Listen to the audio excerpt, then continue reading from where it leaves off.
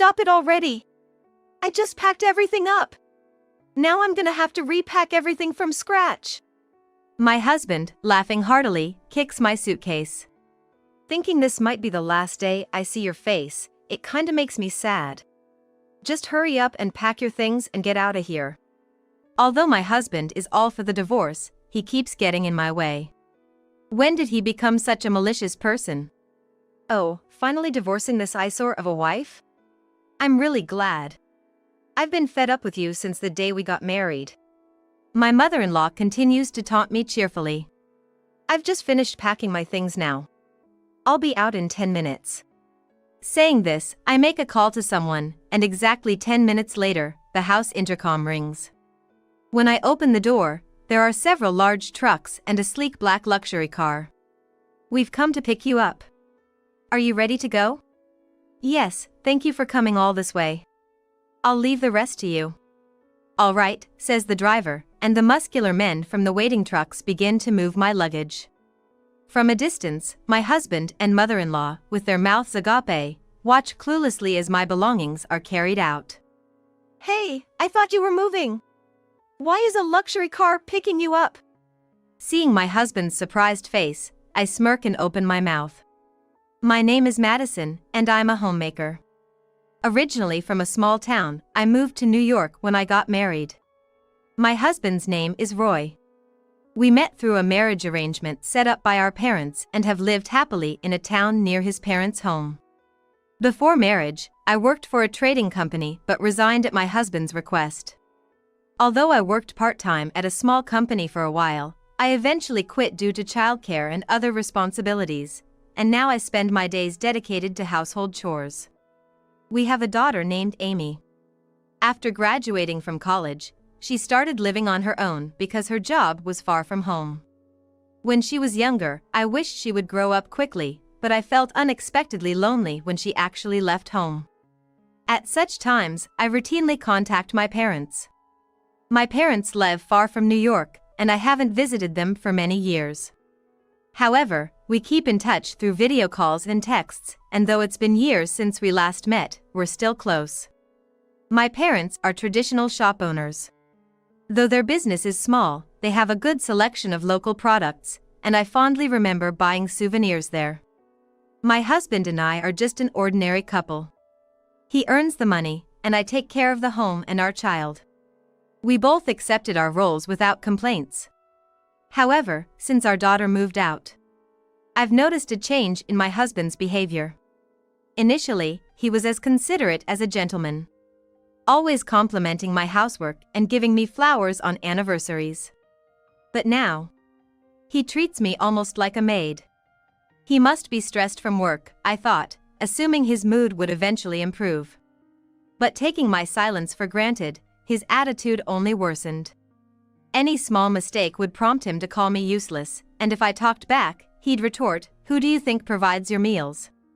And when reminiscing about the hardships of raising our daughter, he'd say, "Looking after children is your duty, of course it's hard." When I relaxed in my pajamas after a day's chores, he'd mock, "You've just become an old woman." And unfortunately, it's an old habit of his, but when he gets emotional, he becomes violent. Our daughter has seen this too often, and he's excused it as discipline. Once, our daughter tearfully told me, "Dad doesn't help with chores even on his days off. It's sad seeing you work so hard." I tried to explain that we each have our roles, but she seemed unconvinced. Thinking back, I've never seen my husband help with any housework at home. Moreover, using his busy work schedule as an excuse, he has never been involved in raising our daughter. A normal father would at least attend his daughter's sports day, no matter how busy. But my husband never participated in any school events, and it was always me who made our daughter's lunches and captured her school moments. He didn't even bother to take photos with her during her ceremonies. Because of how my husband was, in stark contrast to my good relationship with him, a deep rift has developed between him and our daughter. Since she started living on her own, she often checks in on me, but I've never once heard her ask if her dad is okay. That alone proves it. Lately, my husband's verbal abuse hasn't just targeted me but has extended to my parents as well, which is troubling. The other day, I was talking to my husband about how my parents were doing. My mom called earlier, and guess what? My dad tried to lift something heavy again and hurt his back. He's over 80, I wish he wouldn't push himself. Hope he gets better soon. But, man, they're still running that little shop? They should have retired a long time ago. His demeaning words caught me off guard, and I couldn't help getting a little angry. Hey, what's with that tone? They may run a small business, but they're working hard. Well, it's just not feasible to do business in such a remote area with only family. The products aren't even that great. If it's just a hobby for their retirement, fine, but as far as I'm concerned, it's just a failing small-town business. He smirked and continued to sneer at my parents' work. I just wanted to express my concerns about my parents, but I never expected to be mocked to this extent. Looking at my husband's face, I was reminded of his mother. When I first met my mother-in-law, I thought she was a refined woman, much like my husband. However, as our marriage went on, she began to show her true colors. Now, the house where my husband and I live and my in-laws' house are about a 10-minute drive apart. Taking advantage of this, my mother-in-law comes over unannounced to criticize my parenting. When my daughter was a baby, she insisted on homemade baby food and disposed of the store-bought food. When my daughter reached school age, she brought over brochures insisting on certain high schools. Of course, my daughter rejected every suggestion from her grandmother. If it were genuinely out of concern for her granddaughter, I could understand, but it wasn't. Every time there was a family gathering, she would compare my daughter to other grandchildren, mocking her by saying, "I can't believe she can't even do this, she must not be from our family," and grinning when my daughter got upset. Essentially, she enjoyed tormenting my daughter for not living up to her expectations. Since then, I've been keeping my distance from my mother-in-law. That's what happened today. Even if we're doing business in the countryside, there's no reason for her to say those things. It really gets on my nerves. The night I argued with my husband about my parents, I waited for him to fall asleep, then called my daughter to vent. Lately, every time my husband lashes out, I call my daughter to keep my balance. That guy would say something like that. And he doesn't even care about Grandpa, just spews insults. Isn't his attitude getting worse? Are you okay, Mom? I chuckled inwardly when my daughter finally called her father that guy, feeling the disconnect in her emotions toward him. But since she's entirely on my side, I chose not to say anything. My parents, unlike my in-laws, never belittle her or impose their ideals, so she loves her grandparents. However, she's quite worried that the stress from my husband might be too much for me. I just wanted someone to listen to my gripes, sorry if I made you worry. Well, I talk to Amy quite often, so I'm okay for now. Oh, and I'll try calling Grandpa tomorrow. Really? You're such a hard worker, Mom. Just don't overdo it, okay? Got it. Thanks for today, good night. You should go to bed early too, Amy. After hearing my daughter's response, "I'm not a child anymore," I chuckled and hung up, then headed to bed myself. The next day, before I could call my parents, they called me first. I had a bad feeling that my father's back was worse than I thought, but it turned out to be something else. When I asked what was up, they wanted to discuss changing their shop's business model to adapt to the times and were interested in starting online sales. However, they were unsure how to begin and called me for advice. That's a pretty good idea. And I think I can help a lot if it's me. Before I got married, I worked for a company that managed online shops. I've learned everything from programming sales systems to designing web pages, and even marketing and advertising strategies. My parents asked me if I could join the company as one of the employees and help out. If my skills can be of use, it would be the ultimate way to show my devotion to them. I gladly accepted the task of setting up the online sales. Once that was decided, there was a mountain of work to get started on immediately. After a long time, I powered up my computer and began working for the first time in years. As I was engrossed in my work, time flew by, and before I knew it, my husband, Roy, came home. "I'm home." "What are you doing?" Oh, welcome back. Actually, I've been put in charge of creating the online sales system by Mom and Dad. It's my first job in a while, so I'm quite happy. I'll start preparing dinner soon. Then Roy made that spiteful face again and spoke. Doing that now, for that tiny company? Every company is doing that nowadays, it's pointless. And even if it sells online, no one is interested in such rural products. Roy sneered at me as I faced the computer. As I was thinking of what to say back, suddenly a voice came from behind. Your parents are still working, huh? Managing a small business must be tough these days. To my surprise, my mother-in-law appeared from behind Roy. Her expression, mocking my parents, was just like Roy's. She probably came with him, but I was so engrossed in my work that I hadn't noticed her at all. What you think is up to you. I'm just going to do what I can. I was quite irritated inside as both Roy and my mother-in-law ridiculed my parents, but since he didn't oppose me working, I just continued. After that, my days were quite busy with both housework and work. Occasionally, I would hear about the current online sales situation from younger generations like my daughter, Amy, and her friends, and incorporate their insights. Of course, I shared this information with my parents, and it also benefited the retail sales at the shop. Time flew by quickly, and a year had passed since I took over the online sales from my parents. The sales page on the internet was finally complete. There were parts one was worried about whether it would work out well. However, contrary to my expectations, the products started selling steadily, and sales continued to rise.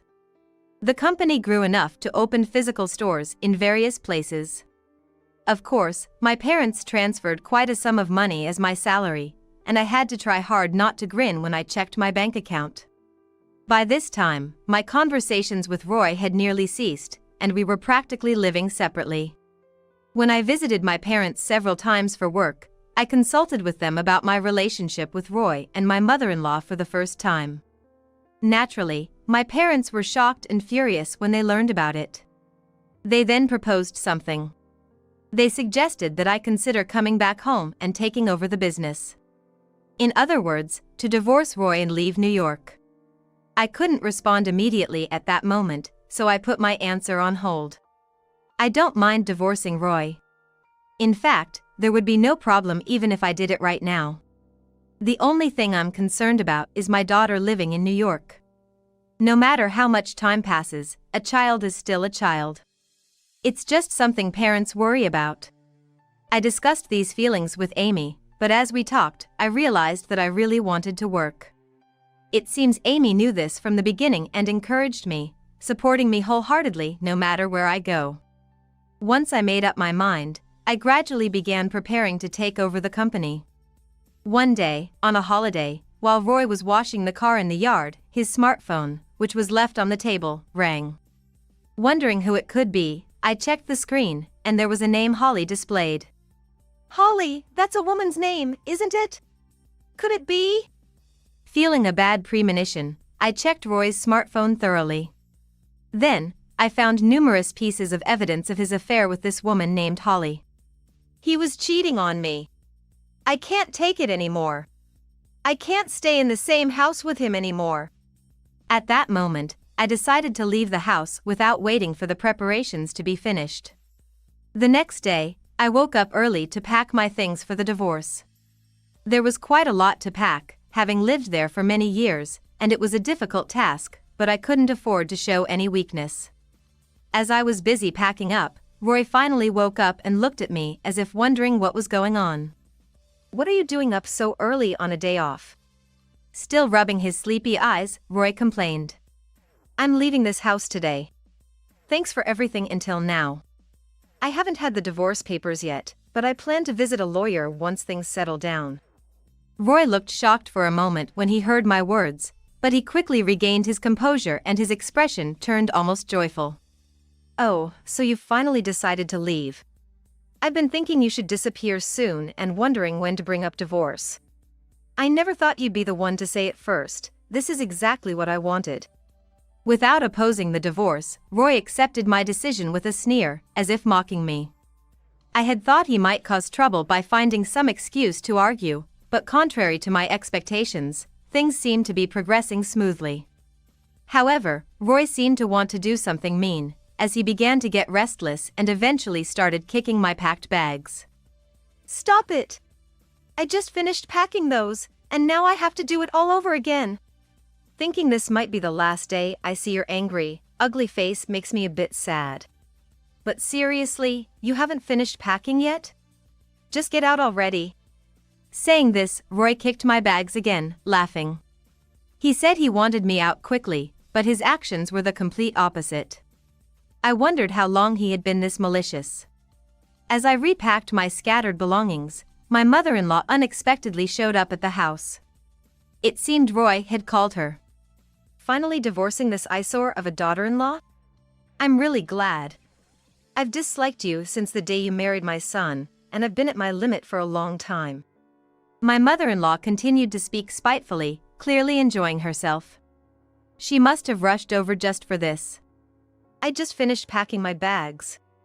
I'll be out in 10 minutes. I said this and made a phone call. Exactly 10 minutes later, the doorbell rang. When I opened the door, there were several large trucks and a single black luxury car already parked outside. Madison, your ride is here. Are you ready to go? Yes, thank you for coming all this way. I'll leave the rest to you. Sure, said the driver, Spencer, before the strong men from the trucks began loading my belongings. From a distance, Roy and his mother watched, open-mouthed and clueless, as my belongings were moved out. Hey, Madison, what's all this? Why is a luxury car picking you up? And when did you arrange for all these vehicles? Half in anger and half in shock, Roy demanded an explanation for what was happening. The company my parents ridiculed has been a huge success. The turning point was probably when we started online sales. Now, we've grown to have several stores not just locally but also in New York, and the profits are incomparable to the old days. As I stated the facts calmly, Roy completely changed his attitude and began to apologize, looking remorseful. I didn't know you were so successful. I've mocked you for being just a housewife, but if you have money, maybe I should reconsider the divorce. I'm sorry for how I've treated you. Roy said that. Disgusted, I sighed. What's that? You think I'd accept such a flimsy apology? Panicked, Roy started to stammer out excuses. I never really meant to divorce you. It was just tit for tat, like going through a rough patch. You just felt trapped because I didn't oppose the divorce, right? I'm serious. I've been preparing to leave you for a long time. And I know about your affair. I have all the evidence. Hearing my words, Roy turned pale. Of course, your mother knew about it too but kept it hidden from me, right? My mother-in-law kept her mouth shut, avoiding eye contact. As their reactions showed, both my mother-in-law and Roy were aware of the affair. And it seems you've started a new family recently. Good for you. You knew about that too? Sweating profusely and shocked, Roy admitted that he had impregnated his mistress. Roy confessed, trying to manage the pregnancy situation, but I had already found out that the mistress intended to be with him. This was revealed through their exchanges on his smartphone, which I checked yesterday. Roy's mistress, Holly, was a married woman. If Holly did not know that her husband was married, I might have blamed him alone, but that doesn't seem to be the case. She was fully aware of the entire situation. I have already informed her husband about the affair through my lawyer. Her husband, extremely upset, has said he will sue not only Holly and my husband. I didn't hear about this. And there's going to be a child to support. How could I possibly manage this? As he cried, my husband pleaded with me for mercy. No matter how much you apologize, I'm not going to forgive what you've done. I forgot to mention that Amy knows about your affair too. She has hired a lawyer and seems to have requested a restraining order against you, her father. What? Why didn't you stop her? Amy is my daughter. This punishment is too harsh for just an affair, oh. Sobbing, my husband collapsed. Inwardly, I scoffed at him, thinking, you never cared for her once, what right do you have to speak? Then, having been silent till now, my mother-in-law spoke up, attempting to throw my husband a lifeline with an outrageous statement. You hid such a big thing as your work success? If that's the case, I won't allow you to just leave the house like this. If you're leaving, leave all the money as damages for keeping this secret. Although she was furious, it was clear she just regretted losing the money I had. No matter how much she claimed, it didn't change the fact that I was in a favorable position. Charlotte, thank you for everything until now. Please get along with your new daughter-in-law better than you did with me. Please don't involve me in your life anymore. Goodbye. With that, I quickly got into the luxury car where Spencer was waiting. The divorce would be communicated later through my lawyer. My husband continued to cry and plead as I got into the car, but I ignored him and drove off. When was the last time I felt so clear-headed? I savored this exhilarating feeling as the car swayed on the way back to my parents' house. A few weeks later, the divorce was finalized through my lawyer. I have my savings enough to live on without working for a while. Additionally, there was good news recently. Amazingly, Amy has decided to move jobs and relocate near our family home.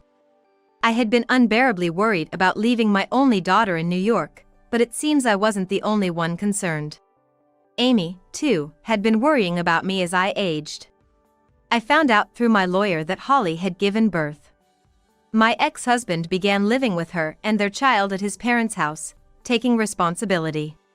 His mother, stressed by the events, became ill and is now bedridden, requiring constant care. Unable to cope, my ex-husband quit his job to focus on caregiving and raising the child. They are not receiving social welfare and are struggling to get by on his small severance pay. After returning to my parents' home, I continued to work and focused on expanding the business.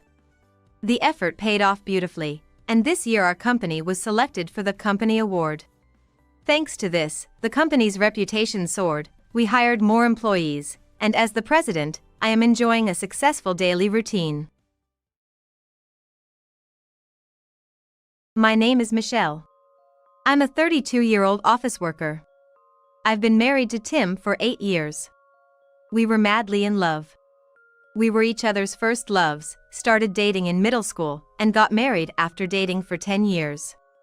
During that time, there were no significant fights or issues with other women, but when I was 20, I lost my beloved mother. I never had a father, so with my mother gone, I was left without any parents. Having no siblings, I was all alone. Tim was the one who supported me during that time. Back then, I was troubled, and even when Tim spoke kindly to me, I would say cold things like, "You're lucky to have parents." Or when he would go back to his parents' home, I'd say spitefully, "Must be nice to have a family home." But even then, Tim always spoke to me with kindness. I believe that I am who I am today because of Tim. But, somehow after we got married, the kind Tim changed. When we were dating, I never imagined he would turn into a male chauvinist, but now, it's not just that, he becomes uncontrollable when he drinks.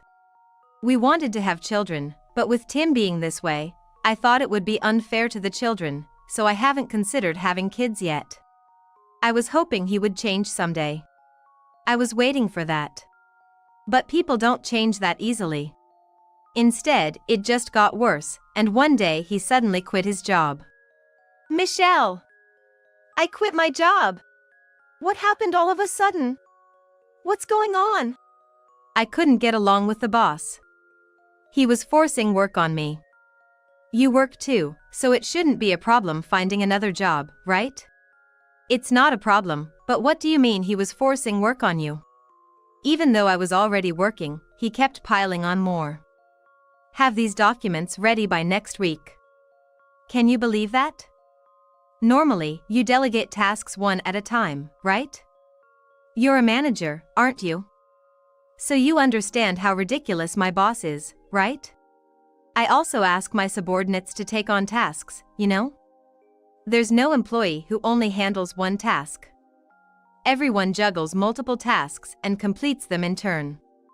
Plus, a deadline for next week is actually quite generous. You're kidding, right? Maybe it's time you realized how much you're disliked at the company. You're the one being unreasonable. It's unfortunate you quit your job, but please hurry up and find a new one. I already have a new job lined up. Really?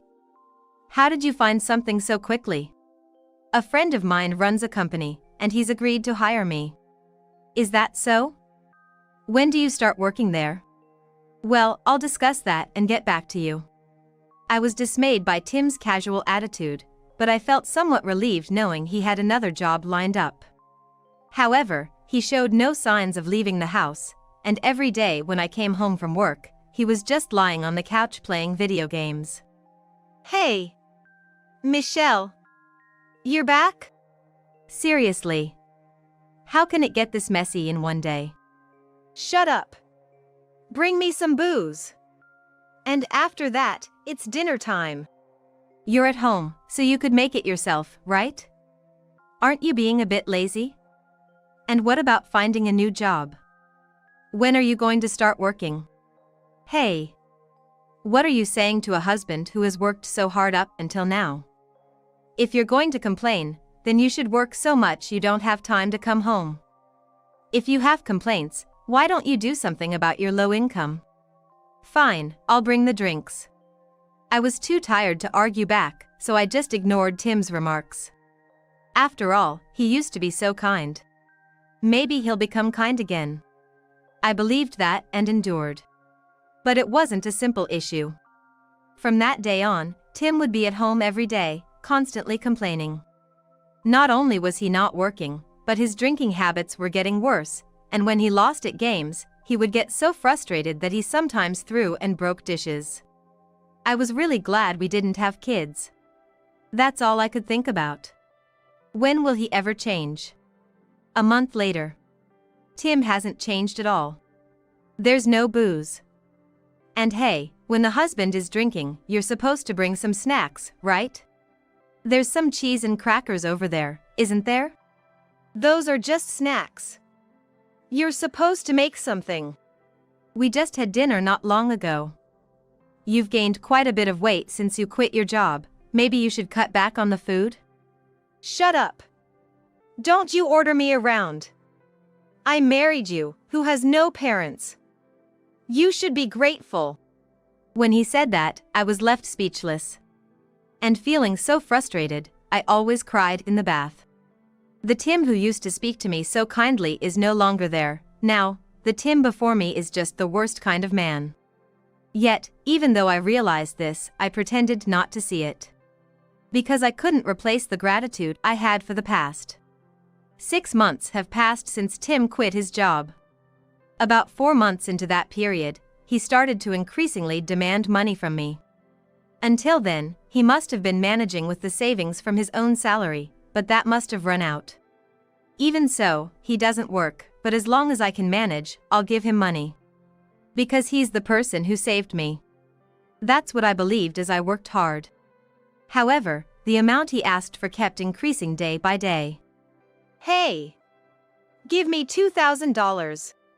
$2,000? What do you need it for? Why do I have to tell you that? Isn't it strange not to say what such a large amount of money is for? Just the other day, you said it was for gaming, and I gave you $400, right? How much do you think I've given you just this month? About $6,000 or so? Are you telling me you earn so little that you can't give $6,000 a month to your husband? It's absurd to give $6,000 a month. I'm not a millionaire. Before you blame others, you should blame your low income. I'm protecting the home right now, so go work more. Hey, then you should work. Were you even listening? You should blame yourself before blaming others. Maybe I should go to my mistress. I can earn with my youth, after all. What? What did you just say? Nothing. But anyway, you need to work. Even after being told all this, I still didn't feel suspicious of Tim. Until now, Tim had indeed worked hard. So now it's my turn to work hard. That's what I thought. And I clearly heard the words Tim said. I definitely heard him say he might go to his mistress. But even if Tim ends up cheating, I suppose it can't be helped. Maybe it was some kind of brainwashing, because I couldn't satisfy Tim. I felt that everything Tim said was right and always listened to him. Because of that, after working full-time, I also took a part-time job as a station cleaner. Since my company had said that side jobs required consultation, I had properly discussed it with my boss and obtained permission for the side job. However, after months of living like this, my health began to deteriorate and I couldn't put my heart into my work at the company. Despite urging Tim repeatedly to get a job, each time I was just yelled at and told he had picked me up. Then I thought I should stop consulting him about it. I figured I just needed to work hard until he decided to work. That's what I thought. But one day, I was called by my boss. "You don't seem to be focusing on your work lately, are you okay?" "I'm sorry. Juggling jobs has been tough. Why is a manager like you even doing side jobs? You have a husband, after all. If you can't focus on your work here, I might have to ask you to step down from the managerial position, and I can't approve of your side job either." Faced with that, I panicked and explained the situation at home. My boss was outraged. Letting a woman work while he sits at home. If you allow that, I suppose that's one thing, but I understand there are problems in every family. However, your lack of engagement at work. To let your husband stay at home, are you really in love with a man who wants that? Yes, he supported me when times were tough. I can't complain about family matters, you're free to do as you like there, but it's different with work. If you can't focus, of course, I'll have to demote you from the manager position. Side jobs will be prohibited too. I'm expecting a lot from you in the future. I made you a manager because I have those expectations, after all. It's incredible to be a manager at your age. I understand. I'm very pleased and motivated by the company's expectations, but I also know that I'm currently not meeting them, and that's frustrating. I will consult with my husband to urge him to find work. I understand that once trust is lost with the company, it's hard to regain it. That's right. I'll support you as much as I can, so keep up the good work. I was fortunate to work at a good company. That was my only salvation. However, when I got home, the room was dirty. Every single day, the room was just filthy. Cup noodles left uneaten and candy wrappers scattered around the sofa. And on top of that, cans of alcohol strewn about, with Tim never bothering to clean them up. He just slept on the sofa. I couldn't understand how he could sleep so much without doing anything. It was puzzling. Since waking him would only result in complaints, I cooked while he was asleep and waited for him to wake up. I finished cooking without waking him, and then cleaned the dirty room. Then Tim, woken by a slight noise, said grumpily, "Hey! Keep it down, I'm trying to sleep here." "You're up. Good morning." "It's not a good morning. I said it's noisy." "Sorry." If saying sorry was enough to be forgiven, life would be easy. You really are the most inconsiderate woman. After saying that, Tim got up from the sofa, went to the living room, and upon seeing the meal laid out, he said something outrageous. "Is this all you can make? I've been waiting, and you come home late. What kind of wife are you?" "That's because I have multiple jobs." "That's no excuse. Can't even balance housework and a job. What kind of woman are you? If you're going to say that, could you start working soon? I've been told at work that they might demote me from my managerial position, and without the extra allowance, my salary might decrease." "Then just get another job." "Why does it come to that? Why won't you work? Why do I have to work? You're working, that should be enough. So, I don't need to give you an allowance anymore? That way, I won't have to juggle jobs, and I can focus on my work at the company. If you're not working, you don't need an allowance, right?" "What did you just say?" "Because it's true. Always playing games and never working. Why do I have to earn money for your allowance as well?" "Is this a tantrum because you can't balance housework and your job?" I took in someone like you, an orphan, and this is how you think?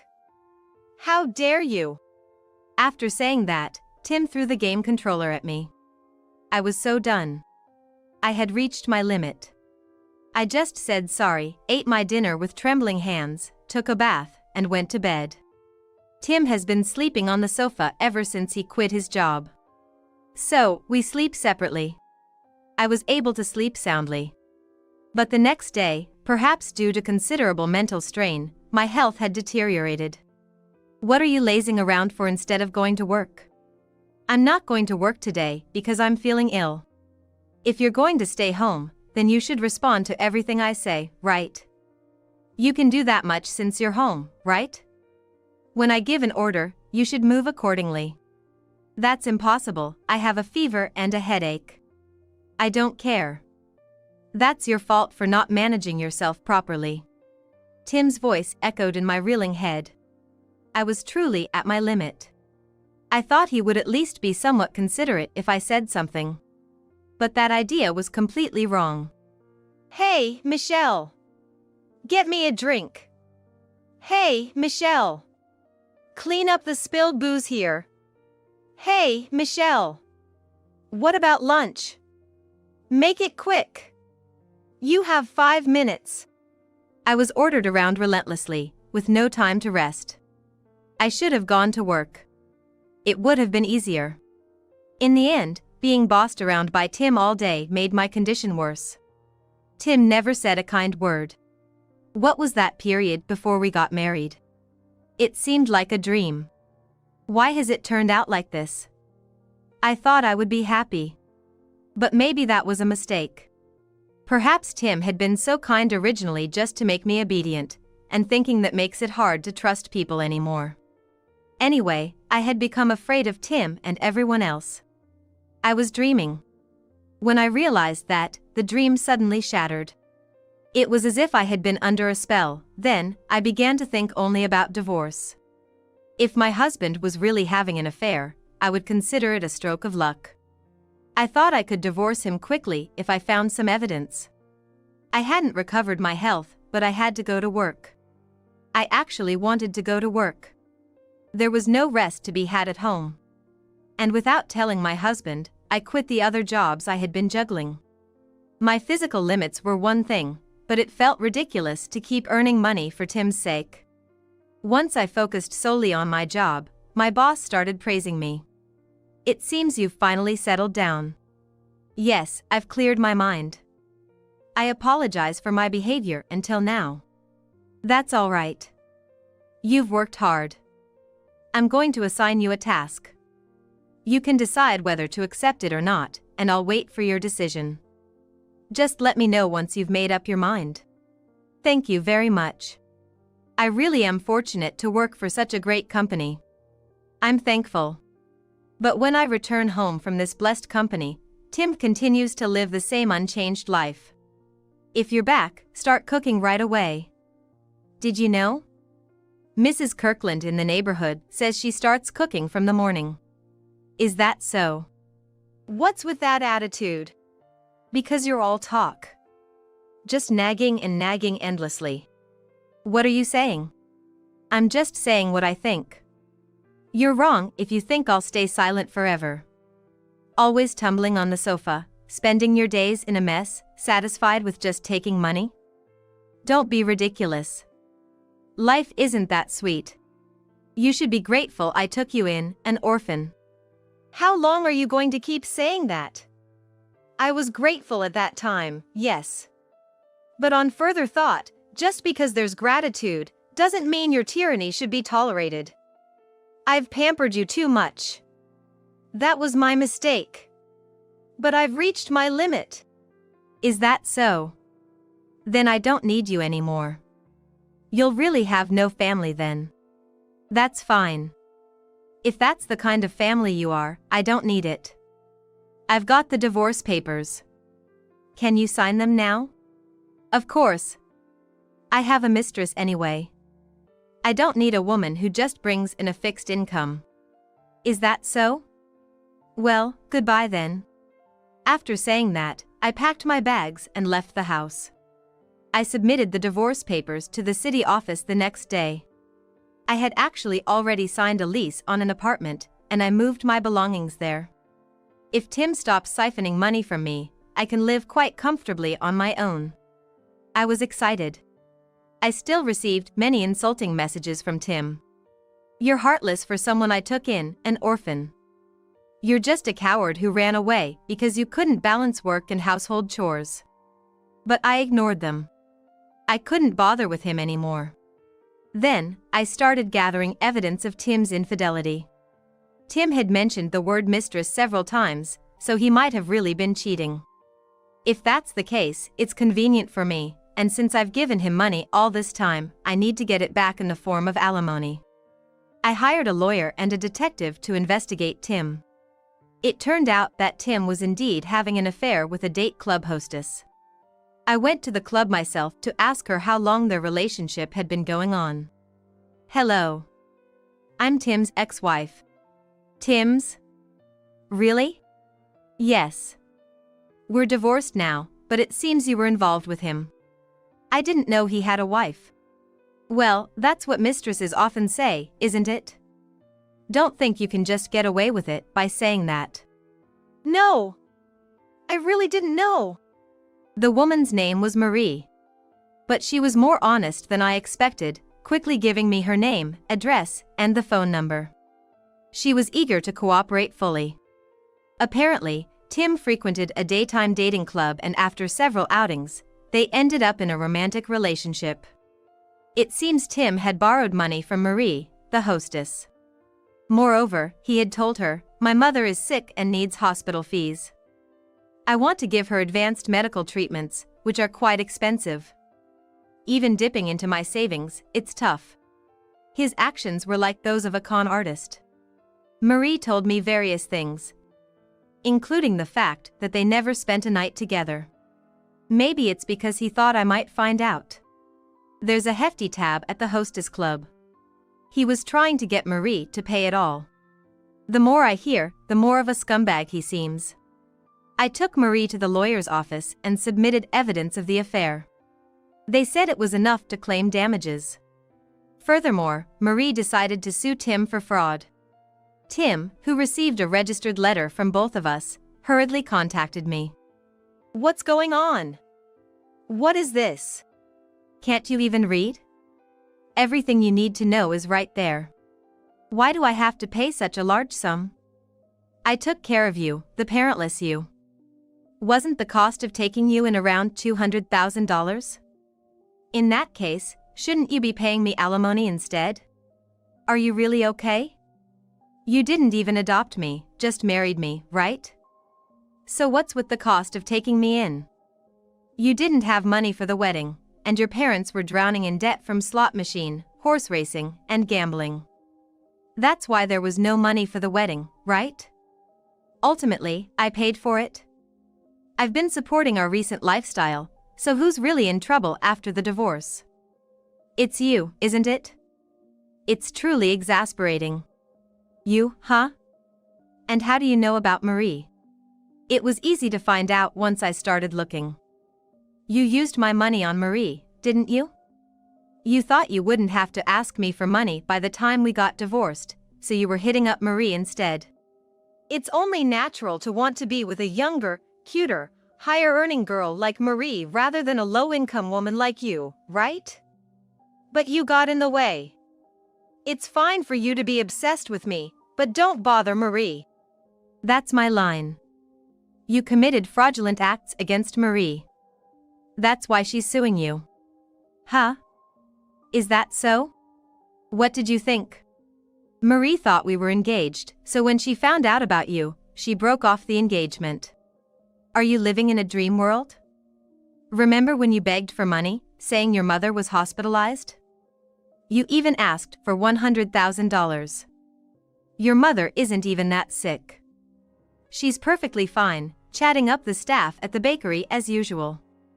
And yet, you pulled off such a scam, which is why you got sued. Marie has absolutely no intention of marrying you.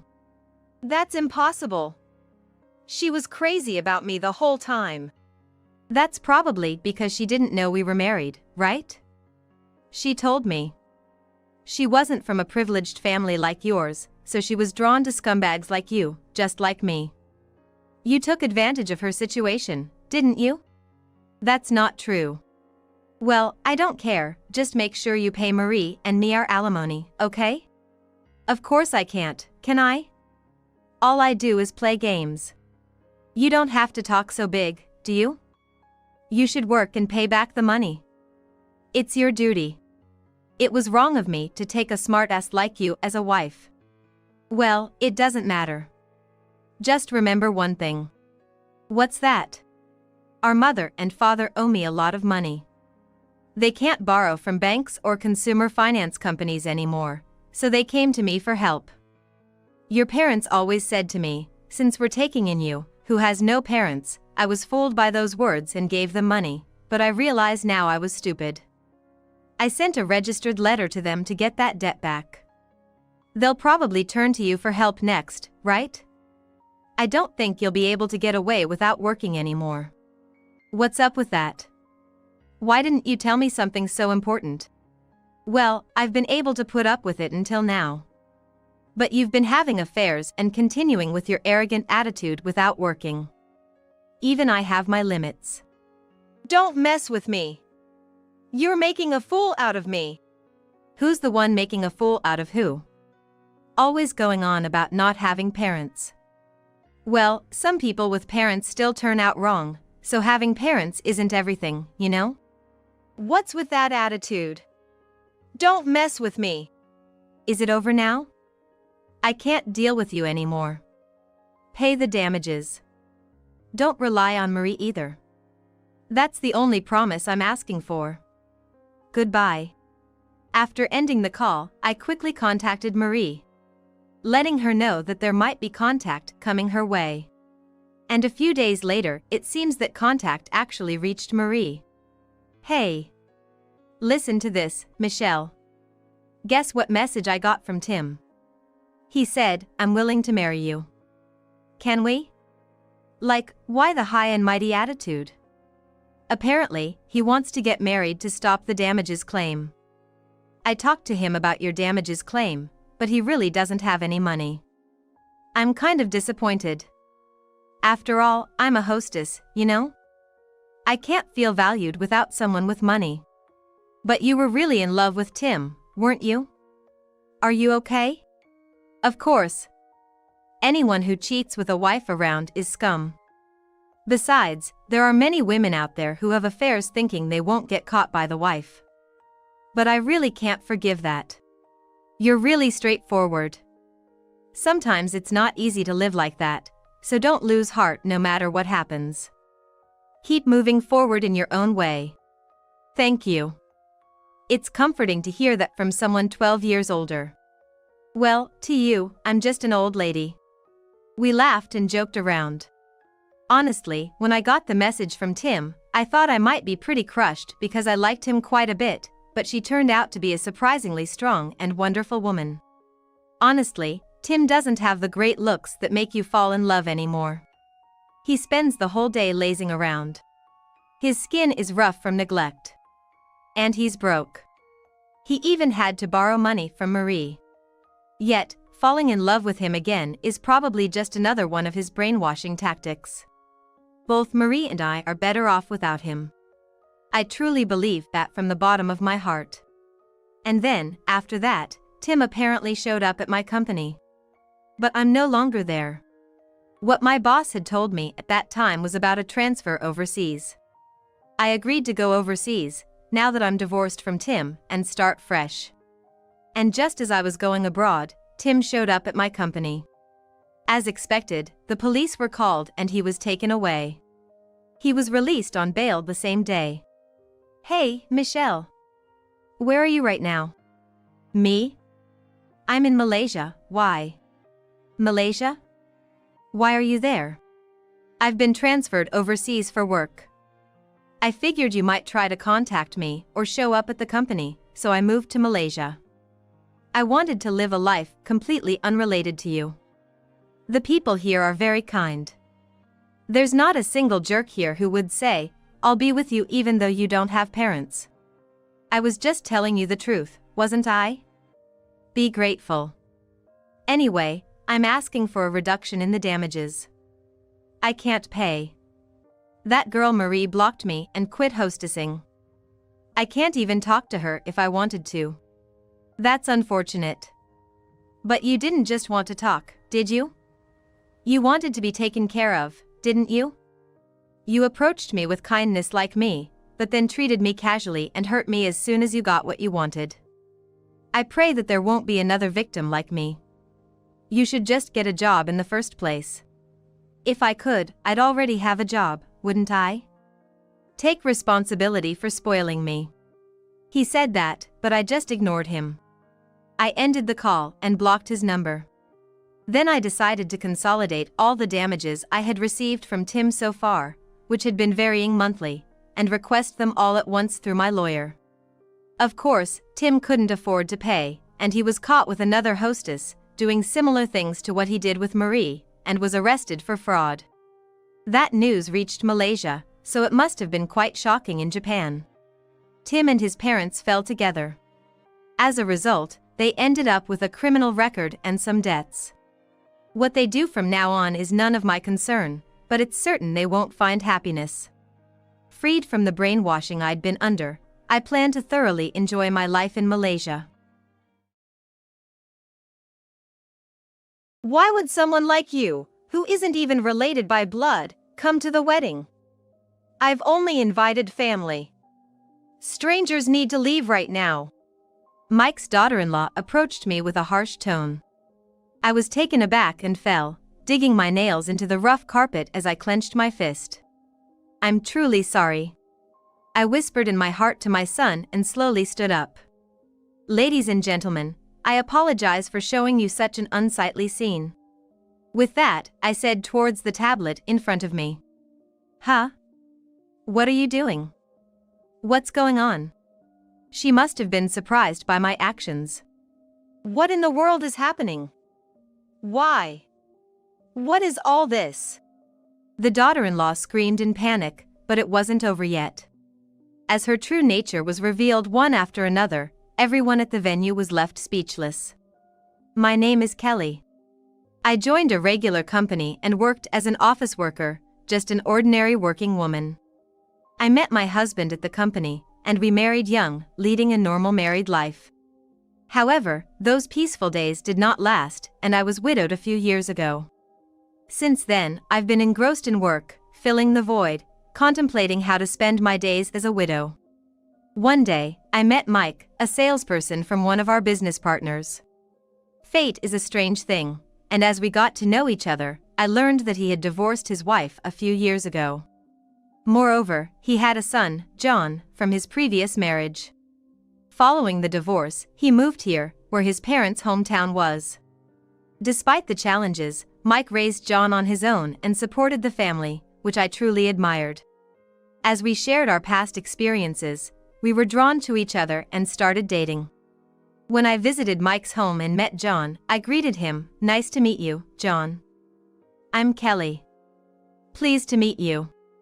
Ah, nice to meet you too. I'm John. Thank you. At first, he was shy, but gradually he began to talk more. When our remarriage was decided, Mike told him, Kelly is going to be your mom now, and he nodded with a big smile. Mike's parents were a very positive person, providing a much-needed connection for me, who had been rushing through life.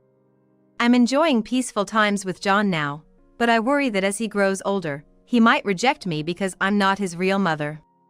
Even though we're not related by blood, I've vowed to raise John as a fine son. Time has passed, and John has grown up well. He went to a prestigious law school, moved out to live on his own, and even made some friends in the university drama club. He seems to be thriving. Now that parenting has reached a milestone, Mike and I talk about how the house feels empty without John. Whether he knows it or not, John always comes home for the holidays. He eventually got a job at a major company not far from home. John is personable and smart, so his boss has high expectations for him, and he's advancing as a businessperson. He's been recognized within the company and even mentioned as a candidate for future leadership. Honestly, as a parent, it's heartwarming to hear such good news about my son, and I feel relieved that he's grown up so well. But truly, John himself is the one who has put in the effort, and I hope many good things come his way in life. One day, John tells me he has a fiancée.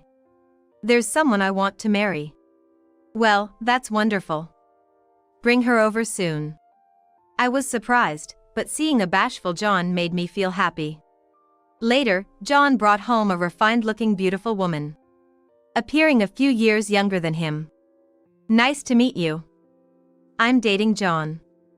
My name is Anastasia. She greeted us at the entrance, and I hurriedly returned the greeting. I'm Kelly, John's mother.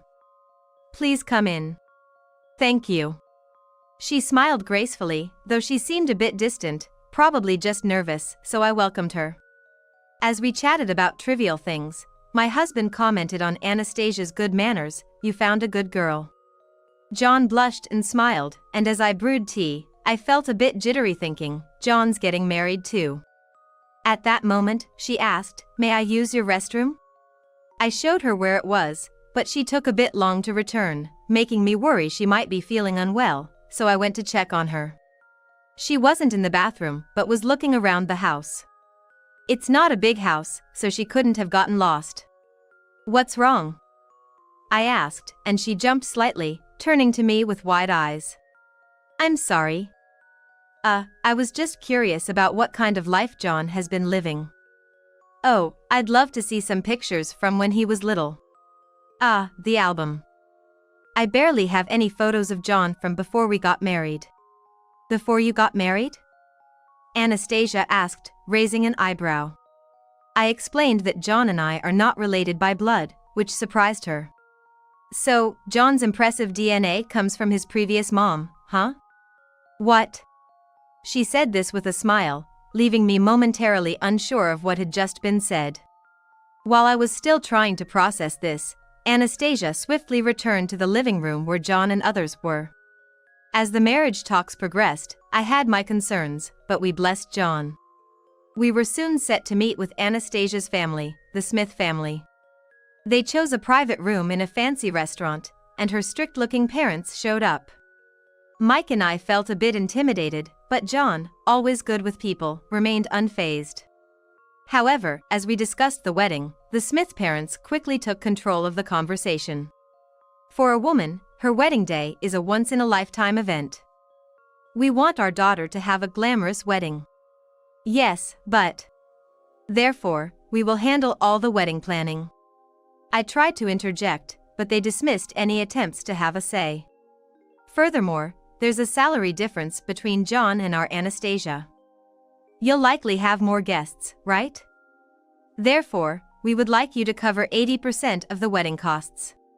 80%. It seemed absurd that they would decide everything about the plan, yet we were supposed to bear 80% of the costs. Mike and I protested, but Smith's father quickly countered with a firm tone. We are giving away our precious only daughter. Your son should have the capacity to handle that. We also have our precious only son.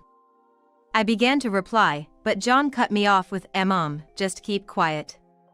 I'll handle the money myself. So don't worry, and he smiled at me.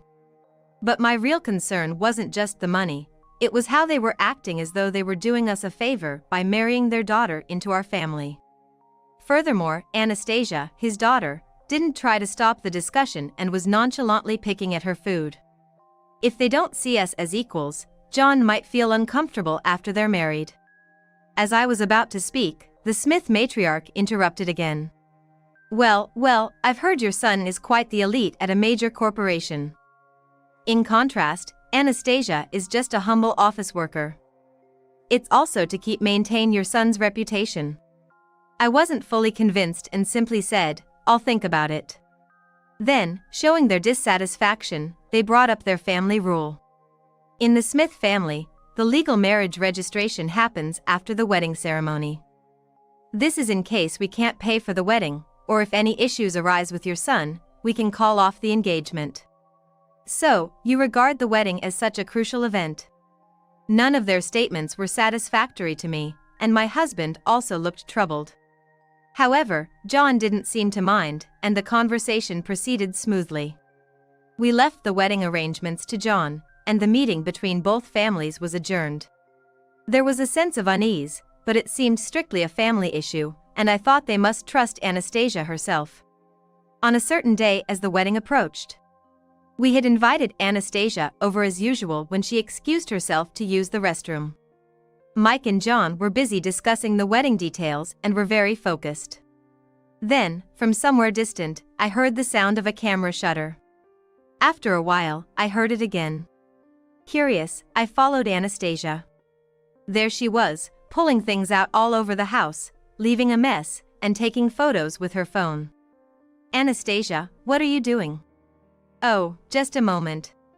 As I asked incredulously, she turned around and glared at me as if to say, "You saw, didn't you?" Not understanding why she was photographing our belongings, I asked again what she was doing, and she clicked her tongue and approached me. Then she whispered in my ear, "Done shooting. Now, can you clean up everything here?" What? Mom, it looks pretty bad to leave it all messy like this. Her nonsensical comment left me dumbfounded, but she continued. Nothing you saw here happened. I was just here, not doing anything, right? I was completely baffled and stood frozen for a moment. Anastasia, I can't follow you. What are you trying to do, rummaging through someone else's house? Tell me what you intended. This is so annoying. Who cares anymore? When I confronted her, Anastasia clicked her tongue and retorted. Oh, by the way, your designer bag sold for $600 yesterday. You really have some nice stuff. What? Do you know what a flea market is? It's a pity to have these things just rotting away in this house, so I put them up for sale. You weren't using them anyway, right? You should be thanking me, it's less clutter for you. Realizing what she meant, it dawned on me. She had been rummaging through our valuables, taking photos, and selling them off without permission. Well, too bad it's come to this.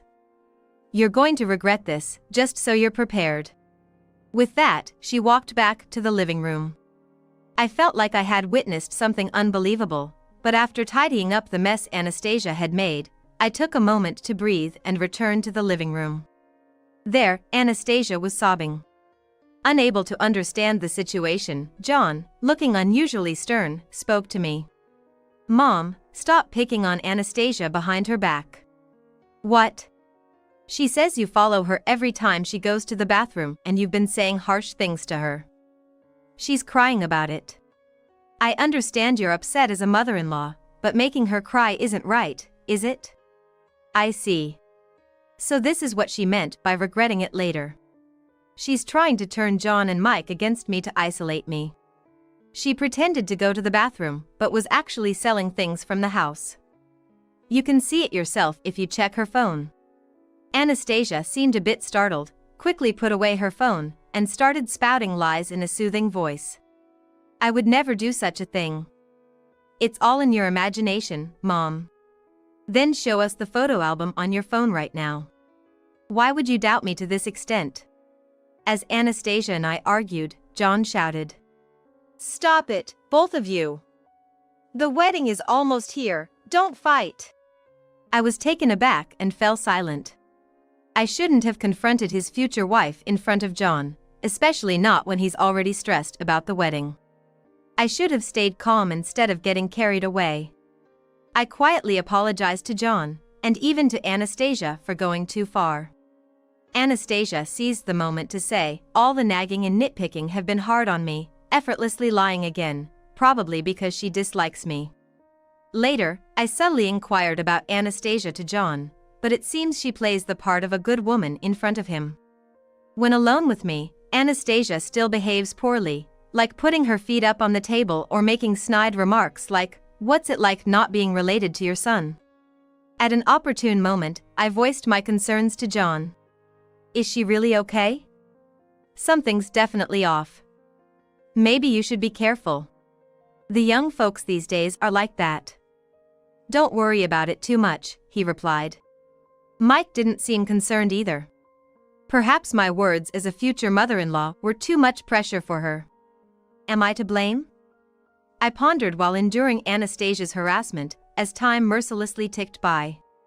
Then came the wedding day.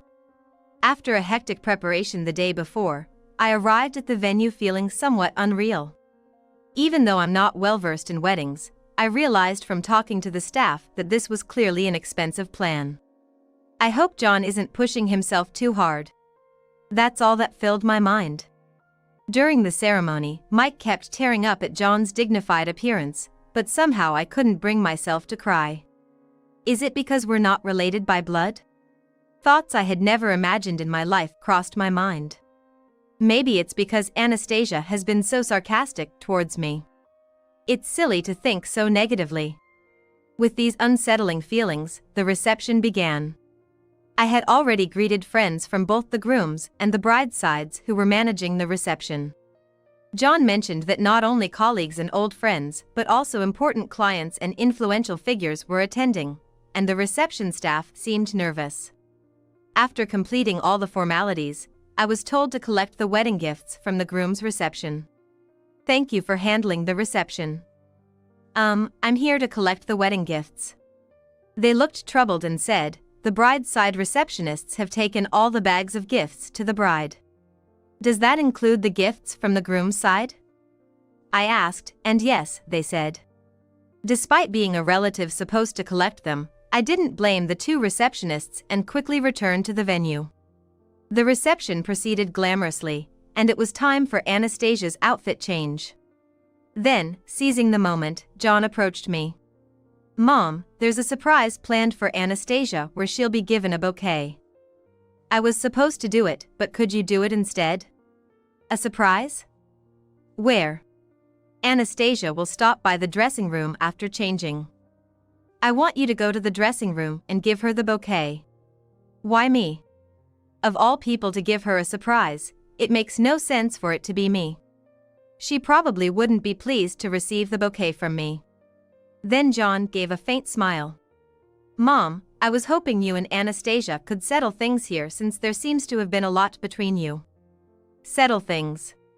Is it about the issues with Anastasia? Or did he notice my discontent? Either way, he probably wants us to put the past behind us and, even if not friendly, return to a cordial relationship. Understanding John's feelings, I agreed to take on the role of delivering the surprise bouquet. I rehearsed the steps in my mind as I walked to the dressing room. Knock, knock, knock. I knocked on the door, slowly opened it, and saw Anastasia with her back turned. Who is it? It's John's mother, Kelly. As instructed by John, I addressed her while completing the steps. But Anastasia just said, "Oh, it's you," and continued rummaging through something, not even bothering to turn around.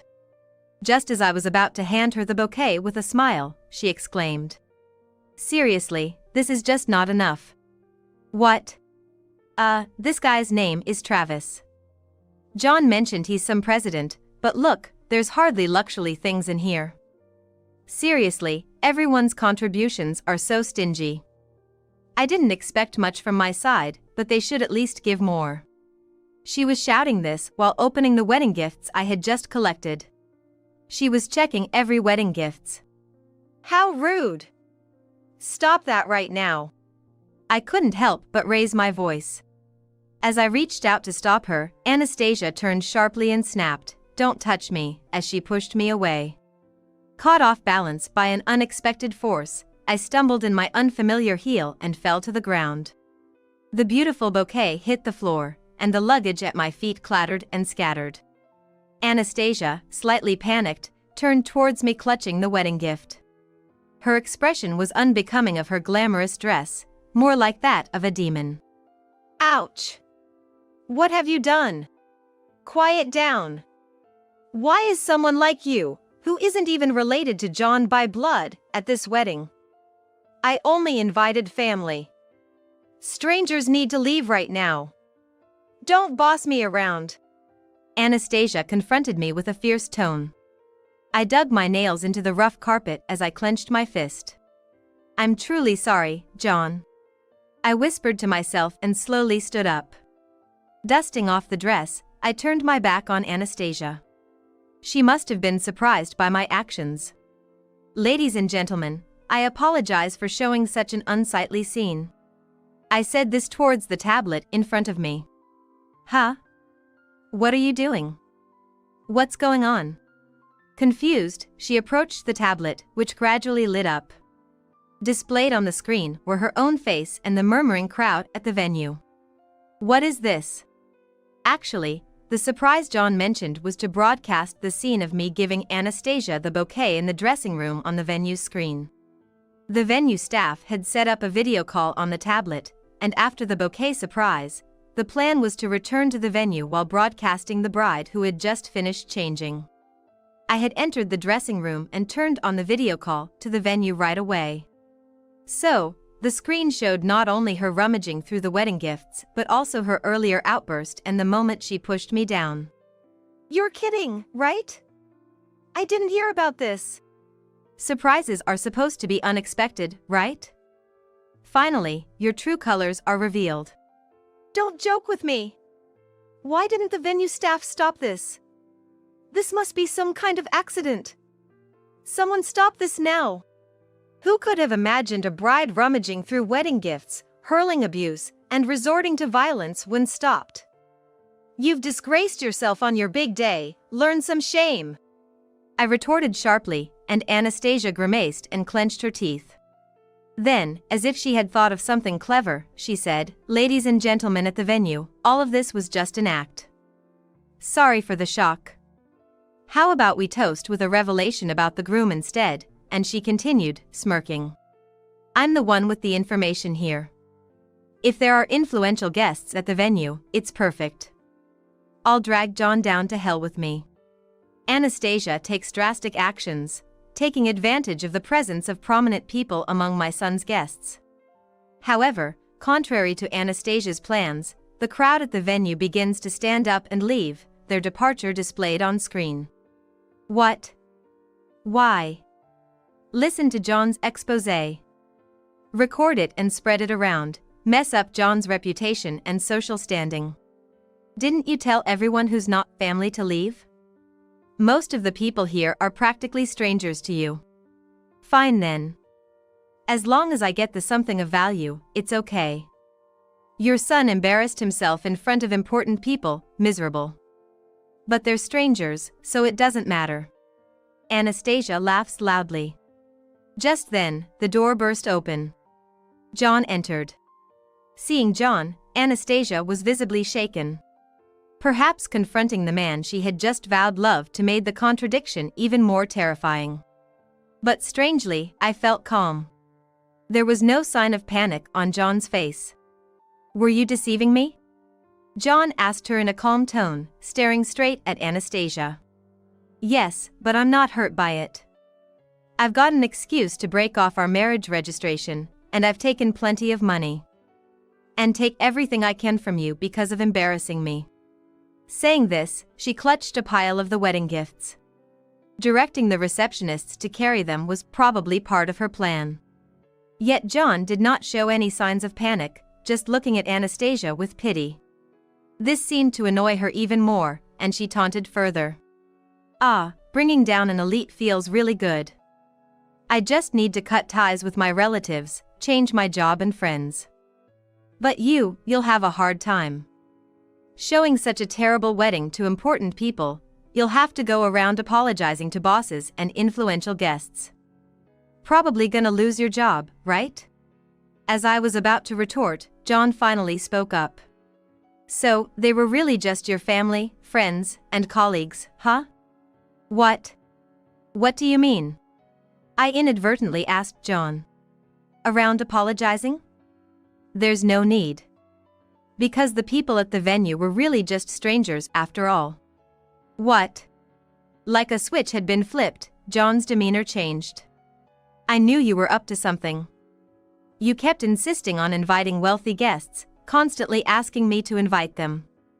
The guests who came today are friends from my college days and former members of the drama club, now working as actors. Not only Anastasia, but I too was taken aback. They varied in appearance, demeanor, and age, but those who seemed like voters or CEOs were all extras. John had asked them to act the part, telling Anastasia that they were influential people. In other words, the guests on the groom's side were fakes John had prepared in advance. You tricked me! Anastasia, her face red with rage, was indignant. An eye for an eye, a lie for a lie. Mom is family connected by the heart. But I couldn't let your antics trouble my bosses or mentors. The mention of family connected by the heart nearly overwhelmed me with emotion. Deep down, John had always believed in me. This whole scenario was discussed with the venue staff as a possibility. The earlier footage was recorded, and the police have already been called. You talked about dragging me to hell, but you're the only one going down, you marriage scammer. As John moved to restrain Anastasia, she made a last-ditch effort by throwing the bouquet on the floor at his face. Then, clutching the bag full of everyone's wedding gifts, she attempted to flee. I grabbed her arm firmly, even as I stumbled. Let go of me! No, I will not let go. This time for real, we're strangers. I endured because I thought we were going to be family. But I'm not your mother-in-law, and you're not my daughter. I won't let you escape this time.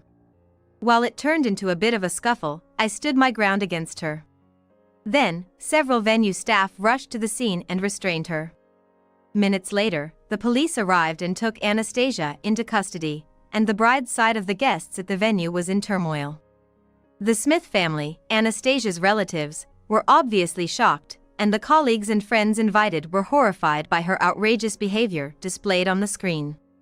It's unclear how much John had planned, but the guests on the groom's side and the venue staff were relatively composed.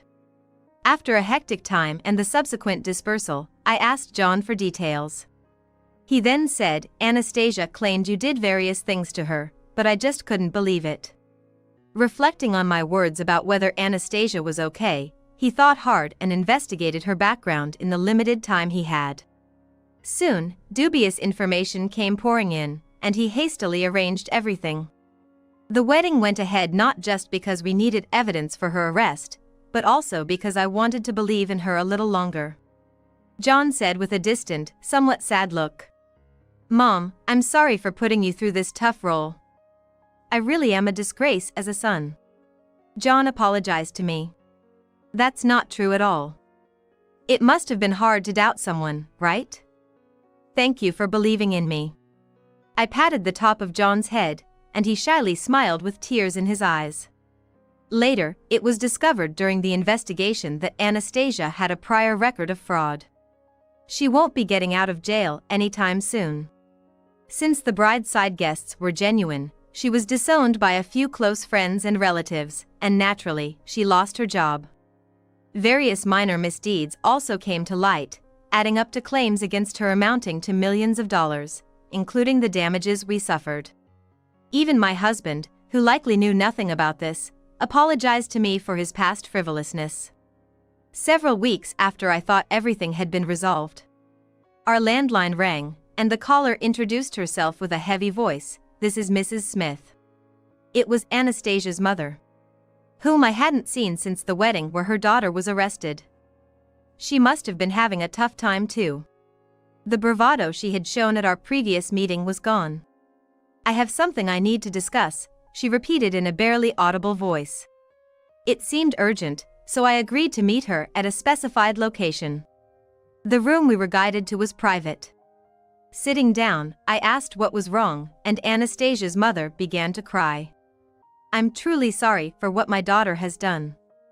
She has brought shame to our family, she apologized. Then she took out a handkerchief, started wiping her eyes, and continued. Actually, my daughter had chosen a very expensive plan for the venue, and the cost is this much. She politely took out a calculator, started punching in numbers, and showed me an exorbitantly high amount. What? No, I mean. Despite the trouble we've caused, as per our initial agreement, you'll pay 80% of this amount. She stated, recalculating on her calculator to show me the amount. Crying while calculating, how skilled she was. Our family is currently covering it. Ideally, we'd like the first payment within 2 weeks in full, but if you can make it tomorrow, we can do it in 3 payments. Dates, number of payments, our family's situation, and specific amounts. If you can't remember, you might want to take notes, she said, her demeanor not matching someone who had wronged us. I sighed deeply and pulled a document out of my bag.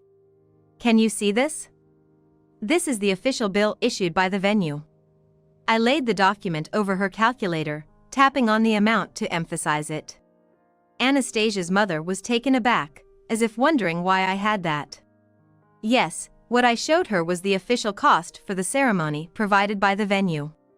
It was a precaution I had taken, and of course, it wasn't cheap. Considering all the extravagant plans Anastasia had chosen. But the amount you're asking me to pay, the figures are off, aren't they? I flipped the document and pointed accusingly at the calculator. This was clearly an intentional overcharge. That is, you'll pay the full amount. Of course, only the fair price. I had heard from the venue staff that the bill was supposed to go to the Smith family, the contract holders. They probably tried to manipulate the amount to prevent my family from seeing the documents. And, something that has been bothering me, haven't you been part of your daughter's scams, taking your share? Trying to postpone the registration to quickly break off the engagement after swindling the money, right? Your daughter is quite the actress, playing the victim so well. Now it all makes sense. The odd feeling I had since the first meeting was because this family, the Smith, had been trying to deceive us together. Even with her daughter caught, this shamelessness. Perhaps Anastasia was also being used by her own parents. Putting your daughter out in front while you take all the benefits, that's despicable. As I said this, the tears quickly receded from her eyes, and she started gathering her belongings. Then, without saying another word, she stood up and tried to run away. I grabbed her arm. So, mother and daughter make their escapes the same way, huh? I gripped Anastasia's arm even tighter than before and pulled her back. Violence, she exclaimed. No, the drink you ordered hasn't arrived yet, right? If you're leaving without drinking, leave the payment. I kept my grip firm and called the police. This time, I wasn't wearing the heel. Despite her violent struggling, I stood my ground and eventually handed her over to the arriving officers. Given the resistance, my clothes were disheveled and buttons were torn off, but as a mother myself, I had my own unyielding pride. Finally, just before she got into the police car, I caught Anastasia's mother's glare, but it was nothing to me. I exhaled deeply and rolled my shoulders. Then I muttered softly, "Goodbye forever," and watched the police car drive away. Later, it was revealed not only had Anastasia been involved in fraud, but her parents were accomplices as well. What shocked more was that the names, backgrounds, accomplishments, and even her parents' information they had given were all lies. Their entire family were con artists. It turned out they had been committing crimes as a family, and they lost not just their money but their social standings as well. Apparently, there had been multiple victims before us, and our family was recognized by the police for helping with fraud prevention and the arrest. I felt somewhat embarrassed, but I hoped that this ordeal would somehow turn out to be a positive change for John. With the Smith family's misdeeds fully exposed, the stormy days passed, and we returned to a peaceful life. Burned by his experience with Anastasia, John decided to cool off and focus on his work for a while. It somehow reminded me of my younger days. After hanging the laundry, I spent some time gazing at the clear blue sky. Leaning on the balcony railing, I thought, even if not by blood, we're still family. Surely, just like my husband and I, beautiful encounters will come around again. Maybe it's time for a decluttering to make sure nothing gets sold off this time. As I pray for my son's happiness, I return to my normal life as a housewife. My name is Yvonne Irwin, 42 years old. Until last year, I worked at a cosmetics company, but I resigned due to my mother-in-law's injury. I started living with her to take care of her, and now I spend all day by her side. My husband, Tom, is a salesperson at a major pharmaceutical company, but he doesn't come home too late. Still, I'm the one who takes care of my mother-in-law all day every day. However, she has been cold to me since the beginning of our marriage. When we first met to introduce ourselves for the wedding, she harshly said, "You seem like a quiet girl. Can you really keep a household?" I've been uncomfortable with my mother-in-law since that first impression and have tried to avoid her as much as possible after getting married. So, when my husband asked me to take care of his mother, I almost cried. Please quit your job and devote yourself to taking care of Mom. No way. What do you think of my job? Please. I'll help out after work and on weekends. Help out, huh? After being asked repeatedly by my husband, I eventually gave in. I gave up my career and now spend my days just for my mother-in-law. Sorry, I have an unavoidable dinner tomorrow, so I'll be home late. Again. You've been having a lot of these lately. Yeah, it's troubling me too. My bad feeling was right, and my husband began coming home late more frequently. Although he wasn't the type to go out drinking with coworkers before, he suddenly started, and sometimes came home in the middle of the night. Moreover, on weekends he would leave without saying where he was going. He said it would be different at the beginning. In the end, it's just me. I became increasingly frustrated with my husband. Still, if my mother-in-law had even once thanked me, things might have been different, but she only grumbled to be cared for by you. Moreover, it seems she was complaining about me to my husband. Hey, don't make Mom do things she hates. Things she hates? You forced her to walk, didn't you? Are you talking about rehab? No. The doctor said to do it every day at home. Anyway, Mom hates it. Do as she wishes. I started to wonder why I was even trying so hard. My mother-in-law injured her leg, so she needed help with bathing and moving around. Even though a helper comes once a week, it was just too hard, and I was reaching my limit. One day, as I was trying to get her out of bed, it happened. Here we go, ouch. A sharp pain shot through my back. I threw my back out. Thrown out back? Yeah. The doctor said I need to rest for a while. Who's gonna take care of Mom? Huh? I thought he'd at least ask if I was okay. But there was no sign of concern from my husband. Now I have another person who needs care. You're useless. I'm not doing anything. I'm sorry. I lay in bed and covered my face. I didn't want him to see me crying. True to his word, he really didn't do anything. I pushed myself to do the housework. Please, I really can't take care of your mother right now. I pleaded with my husband multiple times, and finally, he agreed to call the helper more often. What a waste of money, he muttered. When my back started to get better, I noticed his cell phone left on the desk. It wasn't locked, and the screen was still on. I accidentally saw it, and it was a confirmation screen for a trip reservation. He had booked a weekend getaway for two at a hotel with spa. Hey, I accidentally saw this, but are you taking me on a trip? Maybe he does care about me after all.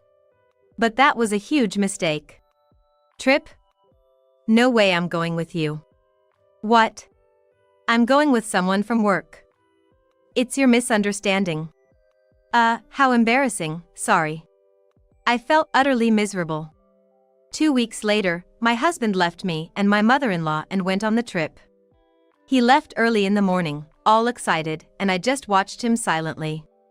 Then the next day, as I heard a loud noise at the front door, my husband rushed into the living room looking frantic.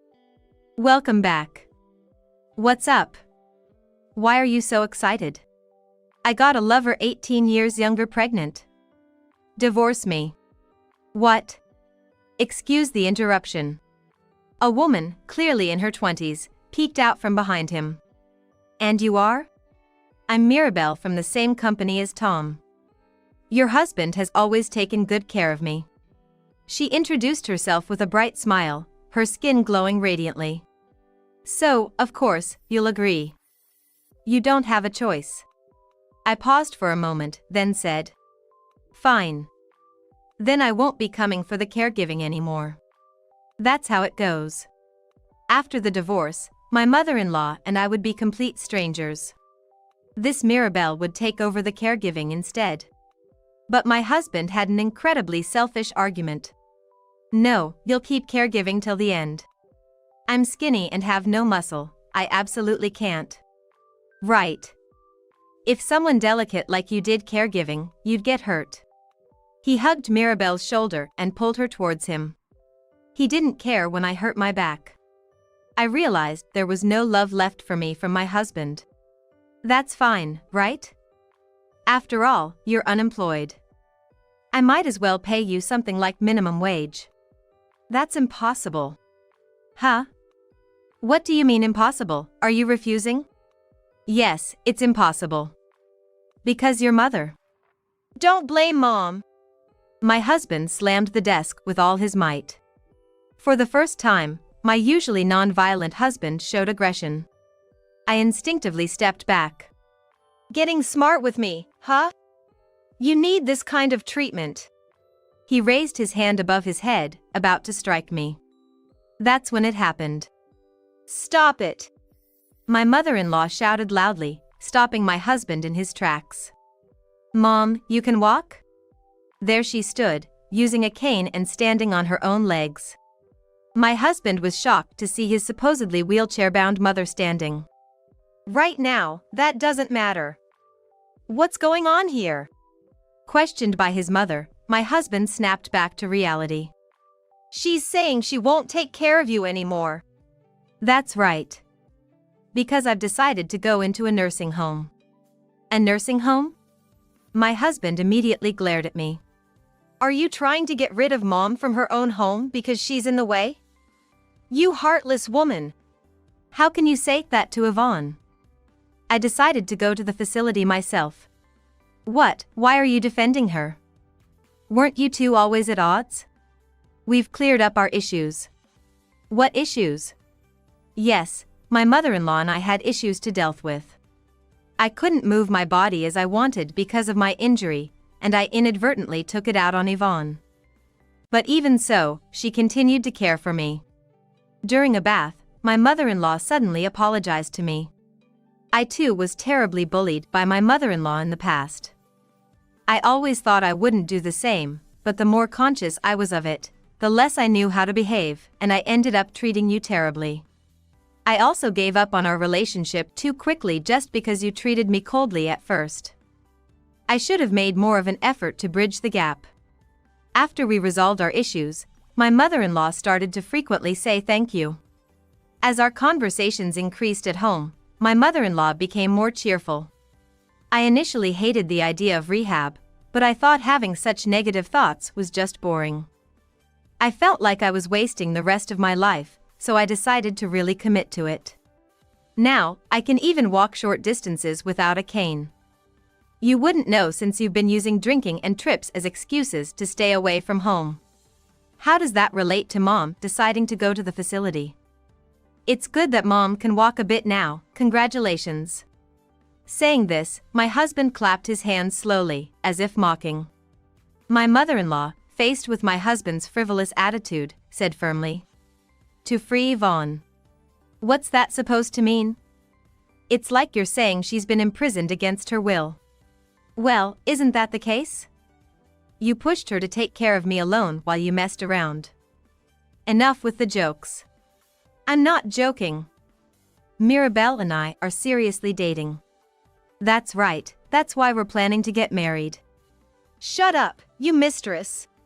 "What? How can you say that to Mirabelle?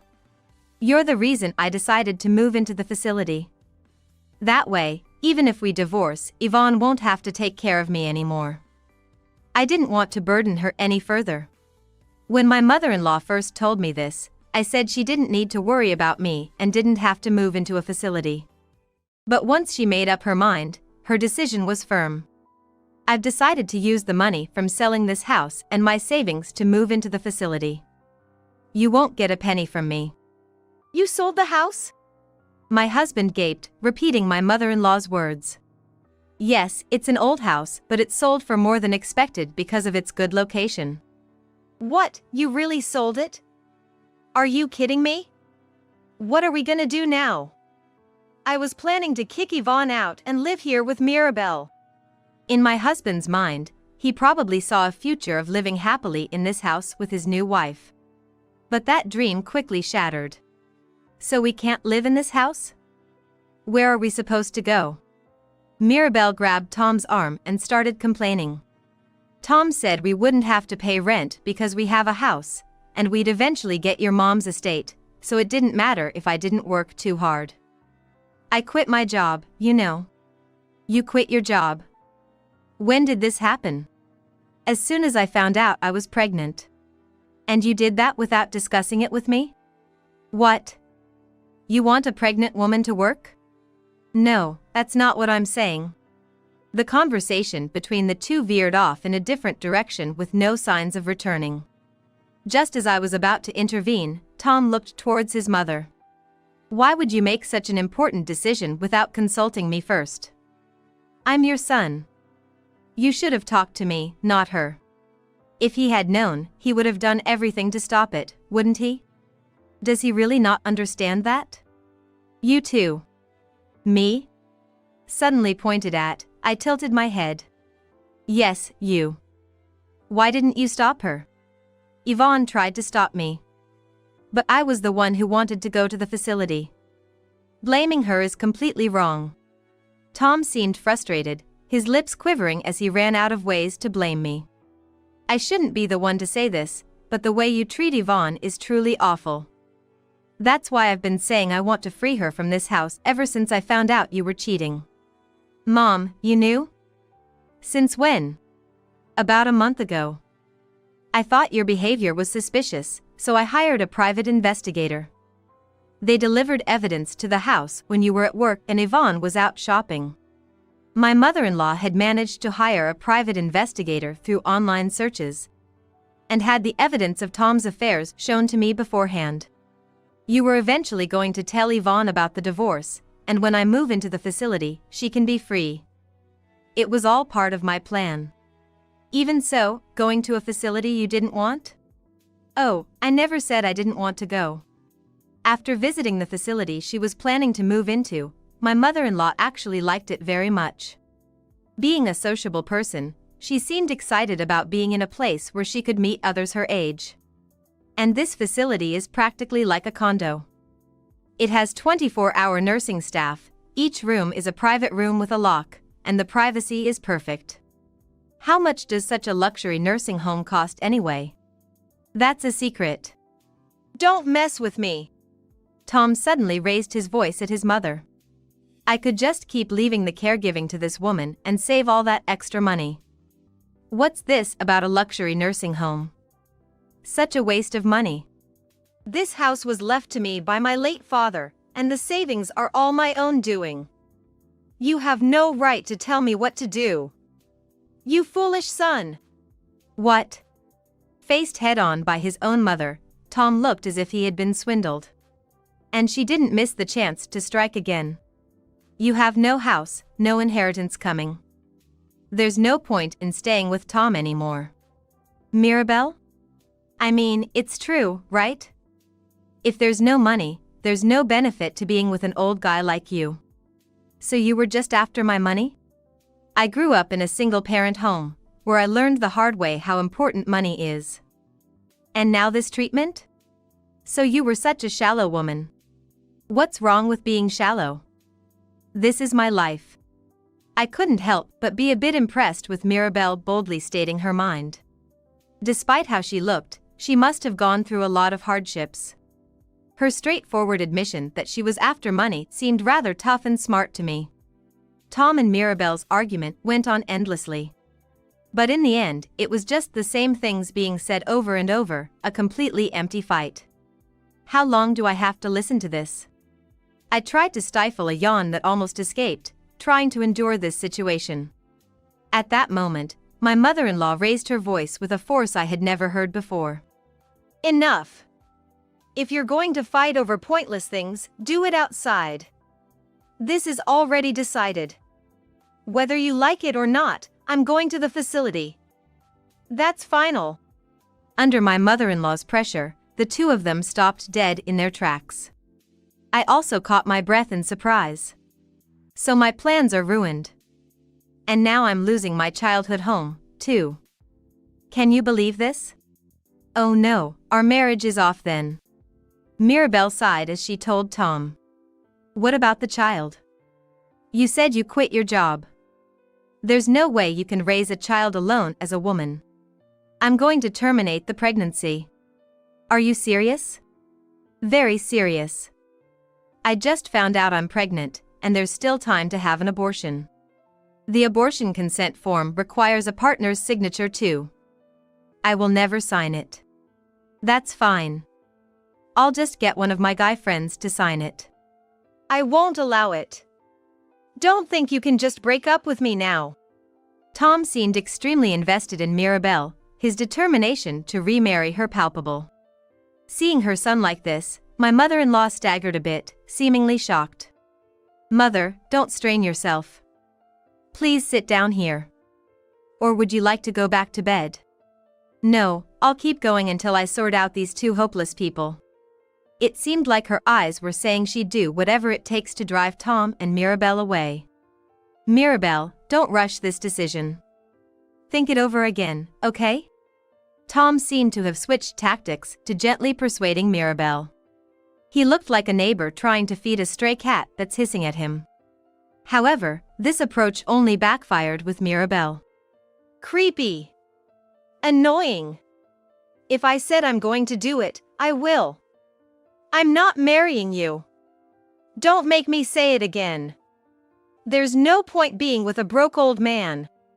Getting cocky just because I'm being nice. You, just a temp worker. Tom, outraged, raised his fist. As if he was going to hit Mirabelle. That clearly wasn't right. I quickly grabbed Tom's right hand that was about to swing down. What are you doing? Let go. She's pregnant. Violence is absolutely not okay. Shut up. No.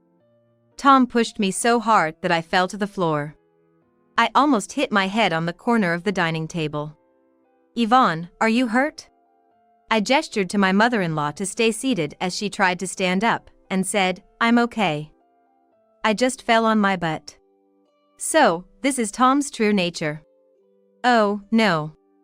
Mirabelle hugged herself and put on a show of being scared. Good thing I found out before getting married. Otherwise, I'd be living in fear of violence every day. This was just a moment of anger. I don't normally do this.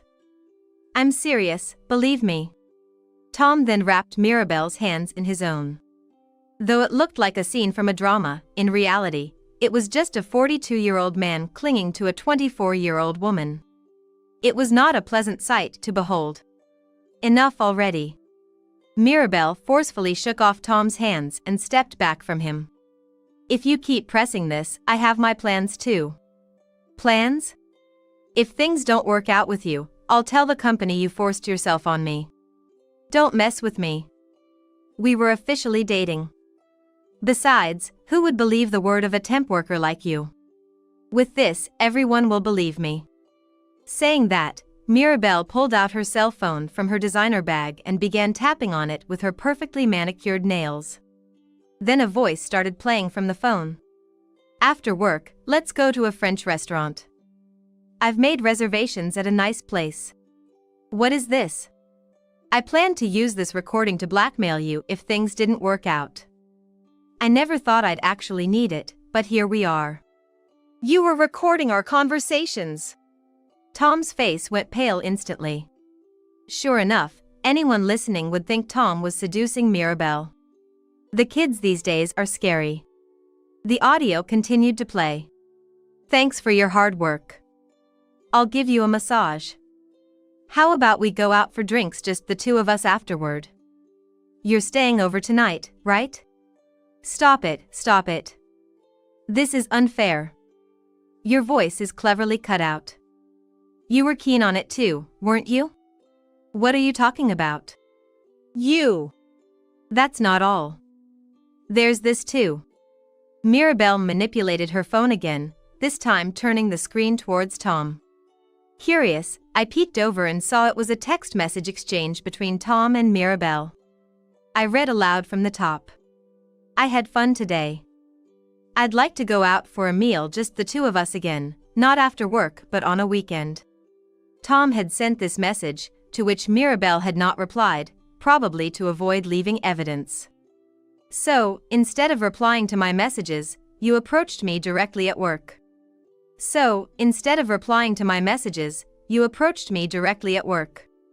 I thought to myself.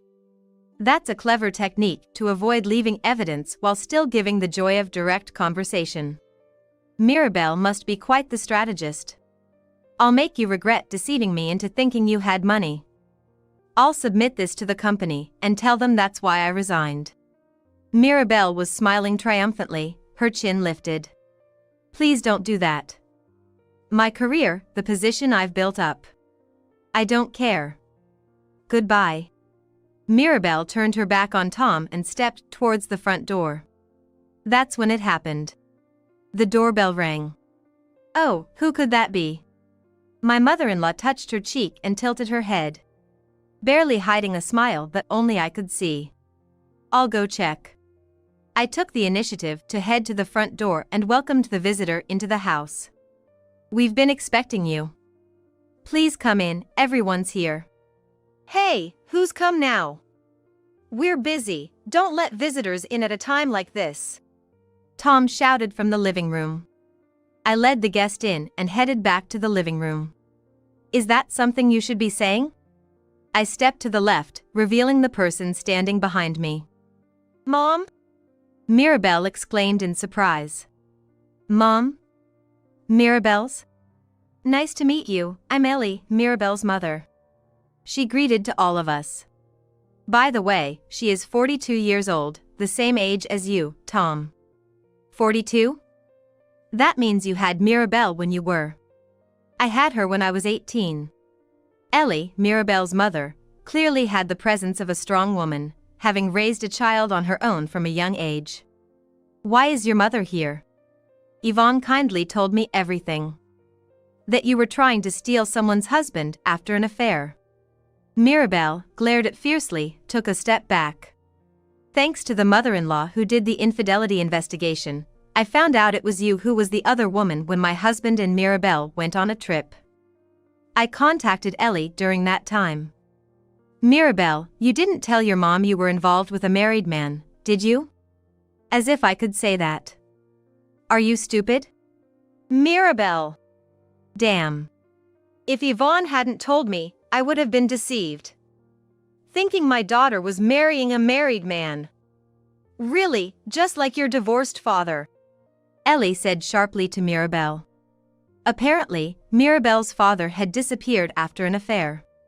I couldn't get child support, and since I didn't have much education, I had to work multiple part-time jobs to get you through high school, and this is the result?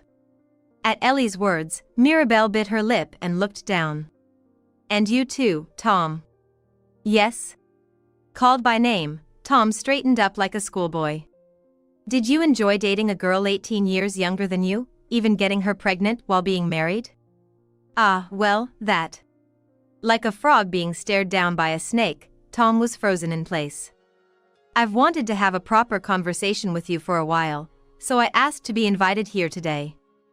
I came as soon as I got the call earlier. Thank you for coming? Don't joke. Ellie slammed the table, causing Tom's shoulders to jolt in surprise. It was funny to see Tom, who usually works assertively at a major company, shrink in front of a woman his own age. You'll be held responsible for this. Responsible, you say? Child support, of course. Why do I even have to state the obvious? Mirabelle has said she won't marry you, so you'll be supporting this unemployed woman, right? Since you're the father of the child she's carrying. No, I was thinking of actually marrying Mirabelle. Absolutely not. Which is it? Our living room had turned into total chaos. Tom insisting on remarriage, Mirabelle refusing to marry, Ellie demanding child support, whether they would marry or not. My mother-in-law and I were completely out of the loop.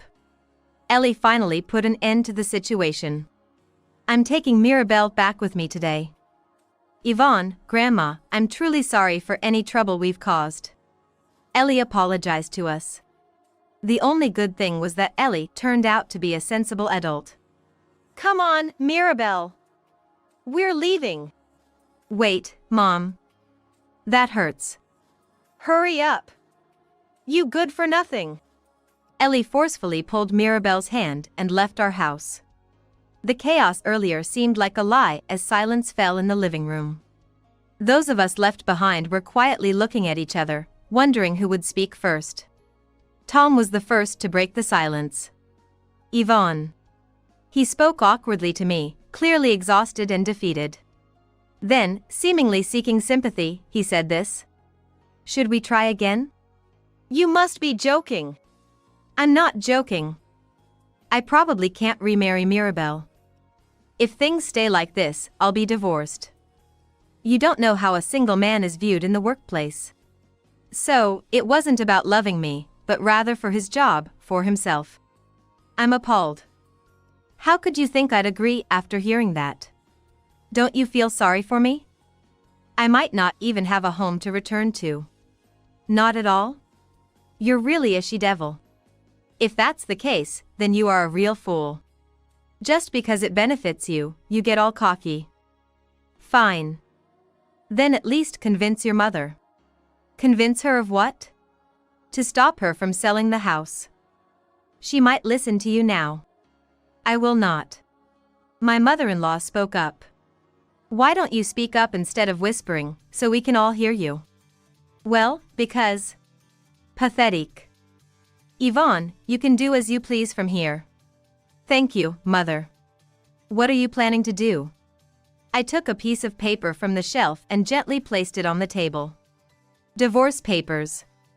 Sign them quickly. My section was already filled out. After a long pause, he signed, as if giving up with a trembling hand. Thank you.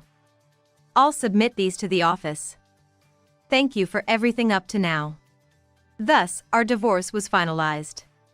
After the divorce, I continued to live with my mother-in-law and care for her until she moved into the facility and the house was handed over. Yvonne, truly, thank you for everything.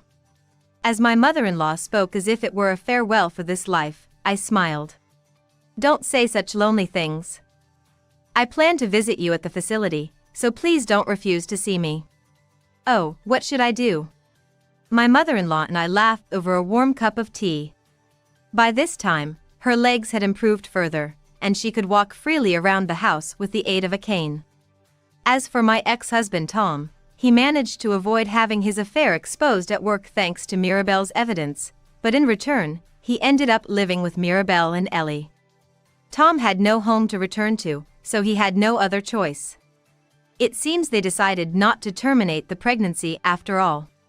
But by the time the baby is an adult, Tom will be 60 years old. That's no joke. From now on, Tom will have to keep working for his new family. And then, I managed to get re-employed. The cosmetics company I thought I had left for good rehired me. After hearing from a former colleague that I was looking for work because of my divorce. I'm grateful to be working in a familiar environment again. Busy as I am, feeling like a part of society again is very fulfilling. Tomorrow I'm going to visit my mother-in-law, maybe I should buy some cream puffs.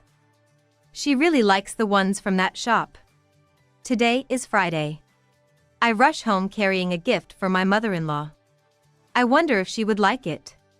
From now on, I've decided to enjoy life to the fullest, while also making time to visit my mother-in-law. I got a transfer at work, so we're gonna move next month.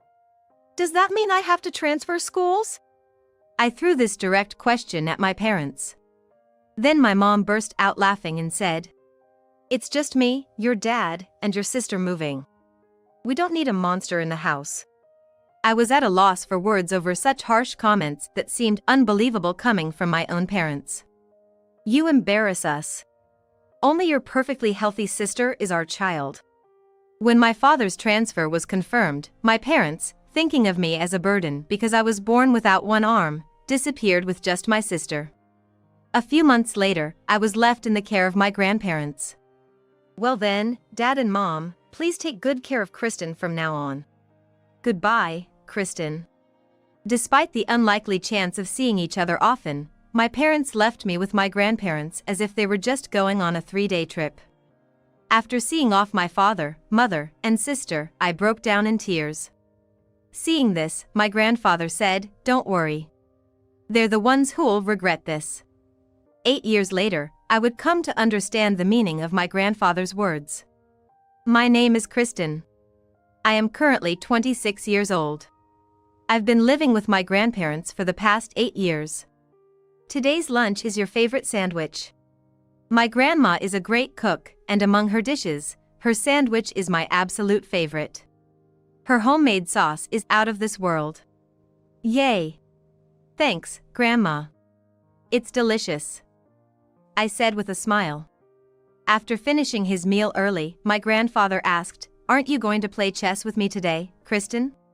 "I will after I finish Grandma's meal." "Just wait a bit." This is how it always is with my kind and talented cook of a grandmother and my chess-loving grandfather. It's not that my parents got divorced or died in a car accident. Both of them are alive and well, living happily with my sister. The main reason I live apart from my family is probably because of my arm. I was born without a left arm. It's a congenital condition. Having been born this way, I've never really felt it was a handicap. This is normal for me. But even though I see it that way, others reacted differently. In kindergarten, some children would cry when they saw my arm. In elementary school, when I went to school, kids would shout, "A monster with only one arm is here," or "She's not normal, she's a monster," and so on. Perhaps because of this, I didn't make any friends in kindergarten or elementary school. It wasn't that I was blatantly mistreated, but everyone treated me as if I were untouchable. Once I reached junior high school, my peers began to understand me better, and the teasing stopped. I even started making a few friends.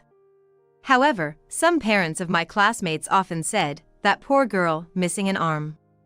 I'm not pitiful. This is my uniqueness, I would loudly say now. But back then, I resigned myself to thinking there was nothing I could do about it. Yet, there was one person who always supported me. My older sister Angela. Angela was smart, kind, and fashionable. Every morning I struggled to button up my school uniform shirt with one arm. She'd say, "Let me do that for you," and helped me get dressed. After school, Angela always walked home with me, carrying my bag and offering her scarf saying, "Here, it's cold, take this," always looking after me first. What I loved most was when Angela did my hair. "There, your hair looks cute now. I tried braids today." "Thank you." "Wow, I'm so happy. You're amazing, sis. You should be a hairdresser in the future." I would look in the mirror repeatedly, my eyes sparkling, while Angela proudly grinned. Being of that age, I was interested in fashion, but doing my own hair was a challenge with one arm, and I was always happy when Angela made it look cute. Most of all, I was happy because Angela seemed to enjoy doing it. We would watch our favorite idols on YouTube, draw pictures, play pretend, a truly close pair of sisters. But my impression of our parents was a bit different. Both of my parents cared deeply about appearances. From a young age, Angela and I were constantly told how girls should be, to the point it became grating. Dad would buy expensive cars to look good, and Mom dressed in beautiful clothes. Despite not being a wealthy family, my parents always stretched beyond their means, often grumbling about money at home. They also gossiped about neighbors, "That person is divorced," or "That child went to a good college," always overly concerned with appearances. Perhaps for them, my existence wasn't something to celebrate. Now I can bathe alone, but as a young child in elementary school, I couldn't. Either Angela or my parents would bathe me daily, washing my body and hair. Bathing with Angela was fun because she talked a lot, but with my parents, it was different. "All right, let's wash your hair," they'd say and roughly scrub my head. Sometimes their nails would hurt, or they'd leave soap in my hair, always careless. After washing, they'd throw a towel at me and leave without a word. At home, I could manage drinks from easy pour packets or the water dispenser, but when we were out, I sometimes drank bottled water. If I asked Dad to open it, he'd click his tongue before reluctantly helping me. Whenever I asked for help, he'd mutter, "What a hassle." I tried to accept it, but it still made me sad.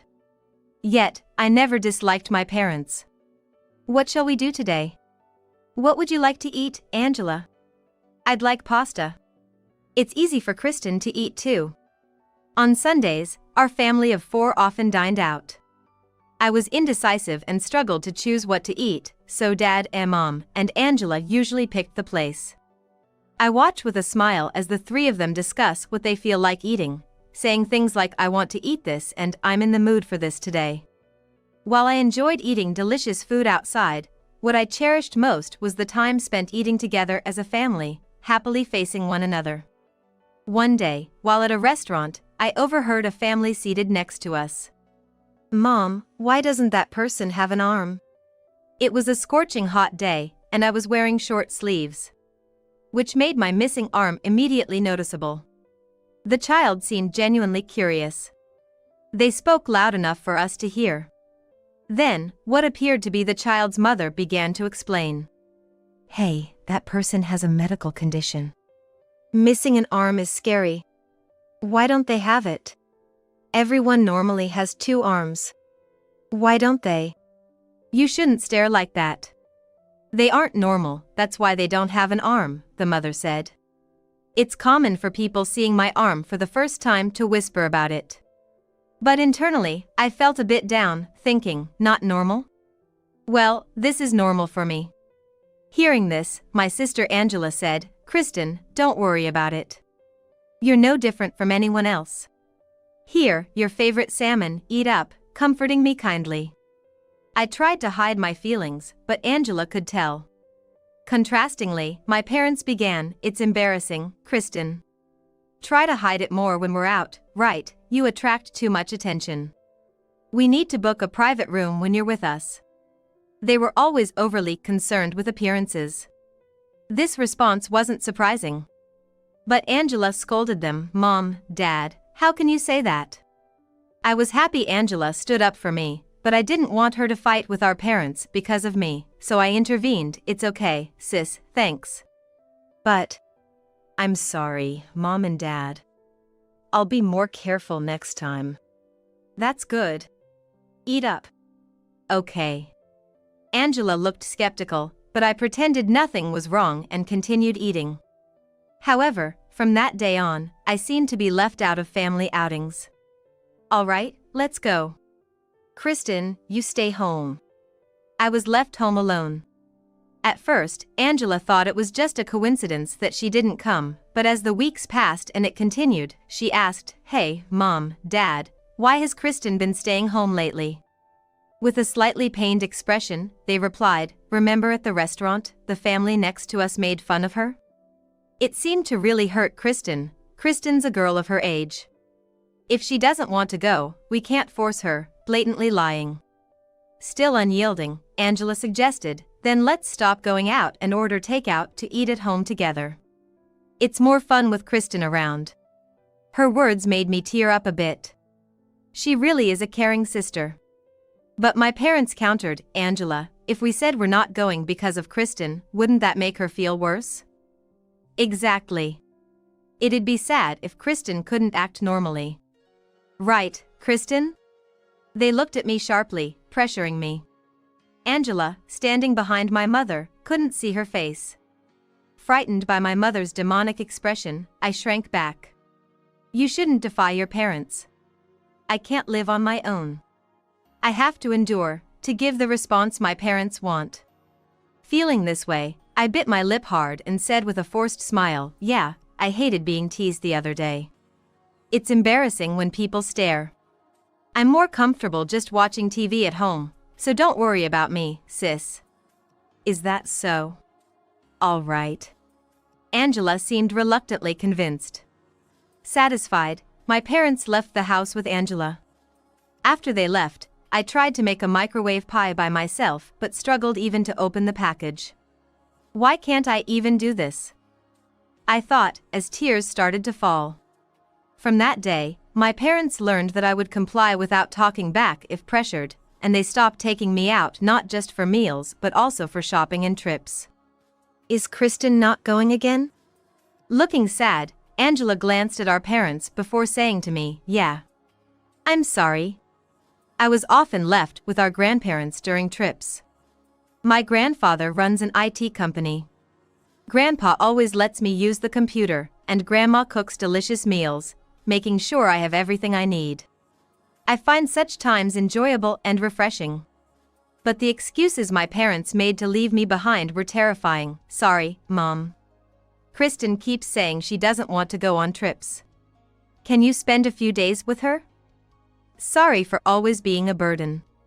Angela is fine, but Kristen is becoming more rebellious. Please take care of her for a few days."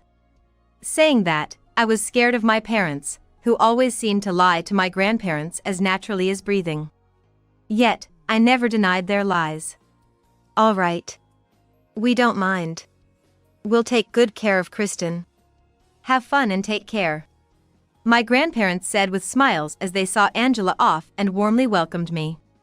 I waved goodbye to the three of them with a smile that held no real feeling. This had become the usual routine before family trips. One day, noticing my forced smile, my grandfather asked, "Kristen, are you really okay with not going?" "Yeah, I'm fine. I'd rather stay here with you and Grandma than go on trips," I said, trying to sound brave. But that was the truth. At first, I felt lonely being the only one not going on trips, but lately, I feel more at ease staying with my kind grandparents than with my parents. That's good. Grandpa and Grandma are always happy when you're here, Kristen. Come anytime. And if something bothers you, always talk to us, he encouraged me. At that moment, I didn't want to talk deeply about my parents. The thought of discussing them scared me, as it might make all my emotions come pouring out, and I didn't even know how to answer if asked deeply about it. So, I was grateful they let me be. Reflecting on it now, my grandfather must have sensed my reluctance and always made it easy for me to talk to them. Despite this, my parents continued to treat me coldly.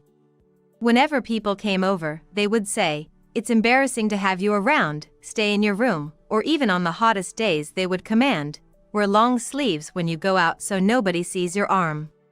To them, my existence was something embarrassing, something to be ashamed of. But I had Angela. That's what kept me going. However, even Angela, my only real support, was eventually taken away by our parents. "Kristen, this is too much. I'm done," Angela suddenly said one day, and she stopped doing my hair. She also stopped helping me with my shirts in the morning, only silently assisting with things I absolutely couldn't do by myself. Being treated coldly by Angela was even more painful than by my parents. If Angela abandons me, I will lose my place in this home. I decided to confront Angela directly. "Angela, did I do something wrong? Why do you ask? Lately, you've seemed cold. Did I upset you somehow? Don't you know? You know everything." With that, Angela slammed the door and went to the living room by herself. I had no clue what she was angry about. Then, my mother came to me. "Kristen, did you upset your sister?" "Yeah, but I don't know why." "Oh, playing dumb now, huh? Weren't you calling her the helper behind her back? After all she's done for you, that's pretty low." Disgusted by my mother emphasizing my disability, I denied it. "What? No, I never said that. I love Angela. I'm grateful to her, and I would never say such a thing. It was me. I told her you said that to your friends at school, so I got angry on her behalf." Naturally, she's upset. My mother's eerie smile sent shivers down my spine. "Oh, I see." I realized then. My parents must be feeding Angela lies to ruin our relationship. To her, our parents are kind and important. And she believes what they say. From then on, even when I tried to talk to her, Angela was cold. Not knowing what lies my parents had told her, I couldn't defend myself, and the rift between us deepened over time. Before, Angela would do things for me without being asked, but now she wouldn't unless I asked her directly. Gradually, it became harder to rely on her, and I truly felt like I had no one on my side. It became difficult even to go to the living room, and I spent most of my time in my room. As usual, I stay home alone on weekends. My sister Angela and my parents go out to eat and shop without me. We bought so much today. Everyone on social media will be shocked by these clothes, my mother said, flaunting an expensive-looking dress. The food was delicious today. Where shall we go next week? My father returned home cheerfully. It seemed like they were deliberately showing me how happy they were without me. But Angela was different. You should buy something too, Angela. I don't need anything. She always declined and never got anything for herself. Perhaps she felt guilty about getting something when I couldn't. Though we had grown apart, it seemed she still cared about me. We both should have talked openly, but we were both afraid to hear the truth, so we never had a real conversation. Thus, time passed without repairing our relationship. When I turned 17 and my sister Angela turned 18, I became fairly independent and could manage most things on my own without much help. At that time, I was going to school and also visiting and helping out at my grandfather's company. Angela was planning to attend a vocational school next year. She seems to be attending a vocational school in another state, which is quite far from where we live. One day, my parents suddenly spoke to me. "Kristen, we need to talk," they said with serious faces, giving me a bad feeling. That day, Angela was out at work and not at home. "I got a transfer. We're going to move." "Really? When? Do I have to change schools?" Taken aback by the sudden news, I bombarded my dad with questions.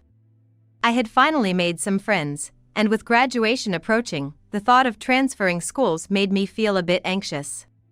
Then, my mom burst out laughing. "Kristen, you seem to be misunderstanding, but you're not coming with us. It's just me, your dad, and Angela." "What? What do you mean?" "Angela is going to a vocational school next year, right? And your dad's new job is also in the same state. So, it's just us going. We're selling this house too."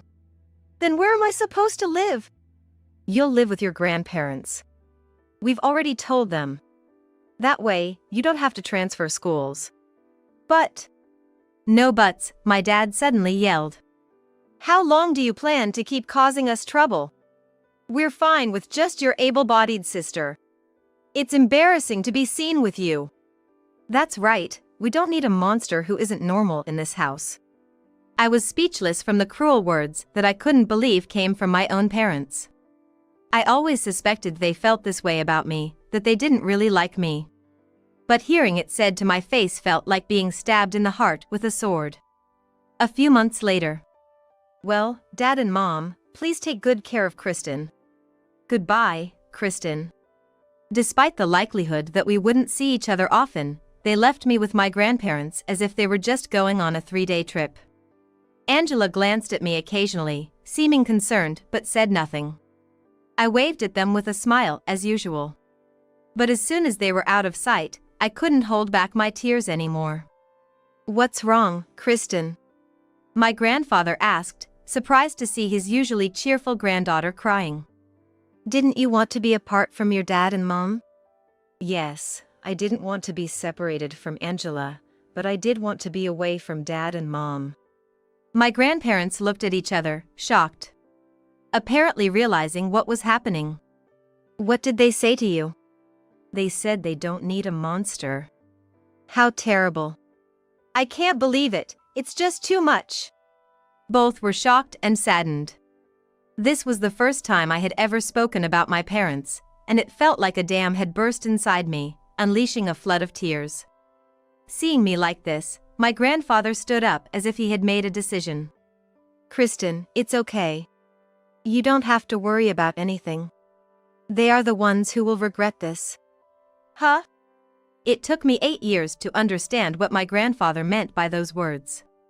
8 years after being abandoned by my parents. I now live with my grandparents at 26 years old. My grandfather has retired but still supports the company as a chairman. I started working at his company right after high school graduation. Angela finished vocational school and started living on her own while working. Living with my grandparents, I grew up free from discrimination and thrived. But as if to disrupt this peaceful life, a storm arrived suddenly. It's been a long time. 8 years, right? Kristen, you've grown up. The familiar, unwelcome voices made my skin crawl. These were the voices of the parents who had abandoned me. They had always received financial support from my grandparents. Because my grandfather ran a successful company and had the means to help, thinking of his grandchildren. Indeed, reflecting on it, it was strange how my ordinary parents could afford such luxuries. It seems they were using the money my grandparents gave for the sake of their grandchildren. However, the financial support stopped when Angela graduated from her school.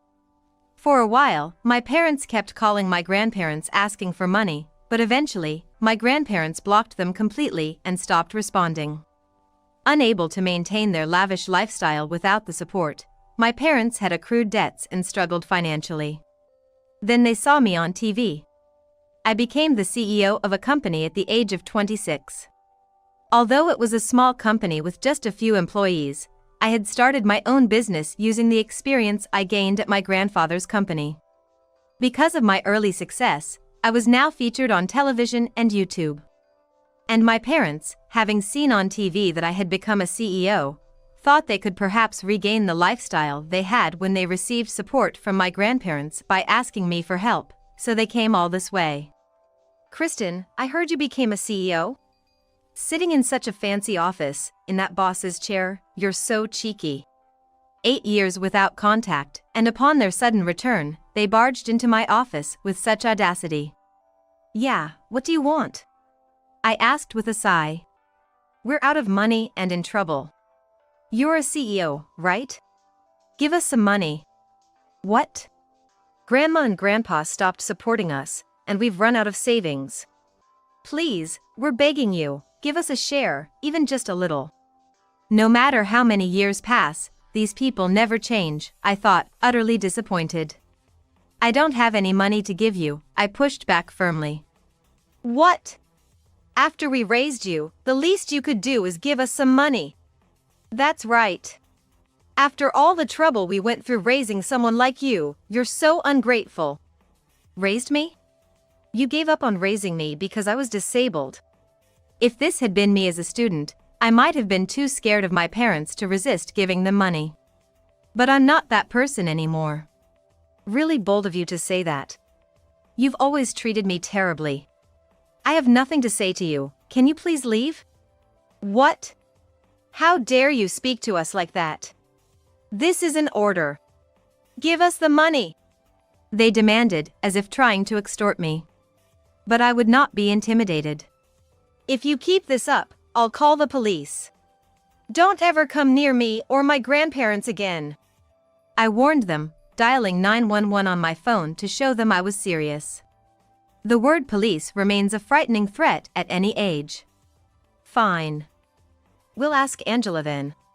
We were fools to rely on a monster like you. They scoffed, storming out of my office. Just then, someone stopped my parents. Mom, Dad, what are you trying to ask me? Angela! They were shocked to see my sister, who they did not expect to be there, and were speechless. Next you ask me for money after Kristen, after you already tried our grandparents. I don't have any money to give to toxic parents like you. Toxic parents! They never expected such words from Angela. Their faces paled as they processed her words. I've known everything since 8 years ago when you separated from Kristen. I was shocked to learn how awful you were. At first, I was devastated, but relieved to hear Kristen never said anything bad about me. That's not true. She did say bad things, right, Dad? Yeah, Kristen always used to speak poorly of Angela. They lied, still trying to manipulate the situation. But Angela no longer believed their words. Still lying, how despicable. Well, I don't care.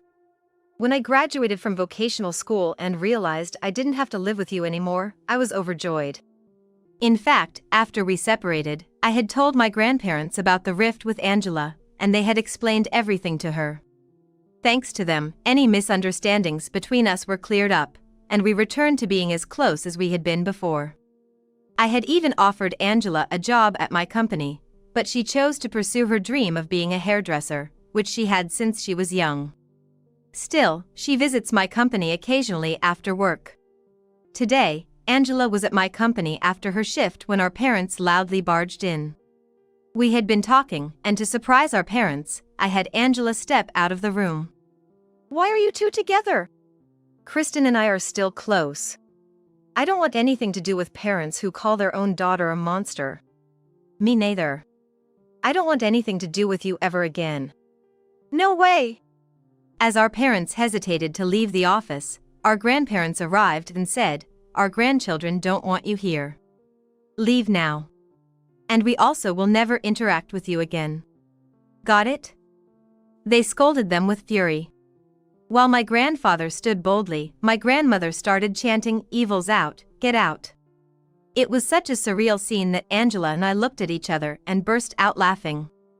Eventually, our parents were driven out and disowned by both our grandparents and us.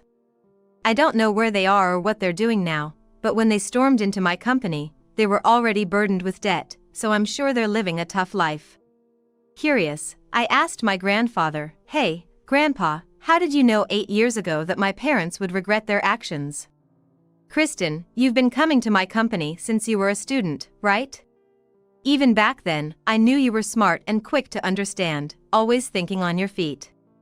I always thought you'd grow up to be someone who could lead others," he explained. It warmed my heart to realize Grandpa had always been watching over me. "Thank you." "Oh, it's nothing. All of this is the fruit of your own hard work.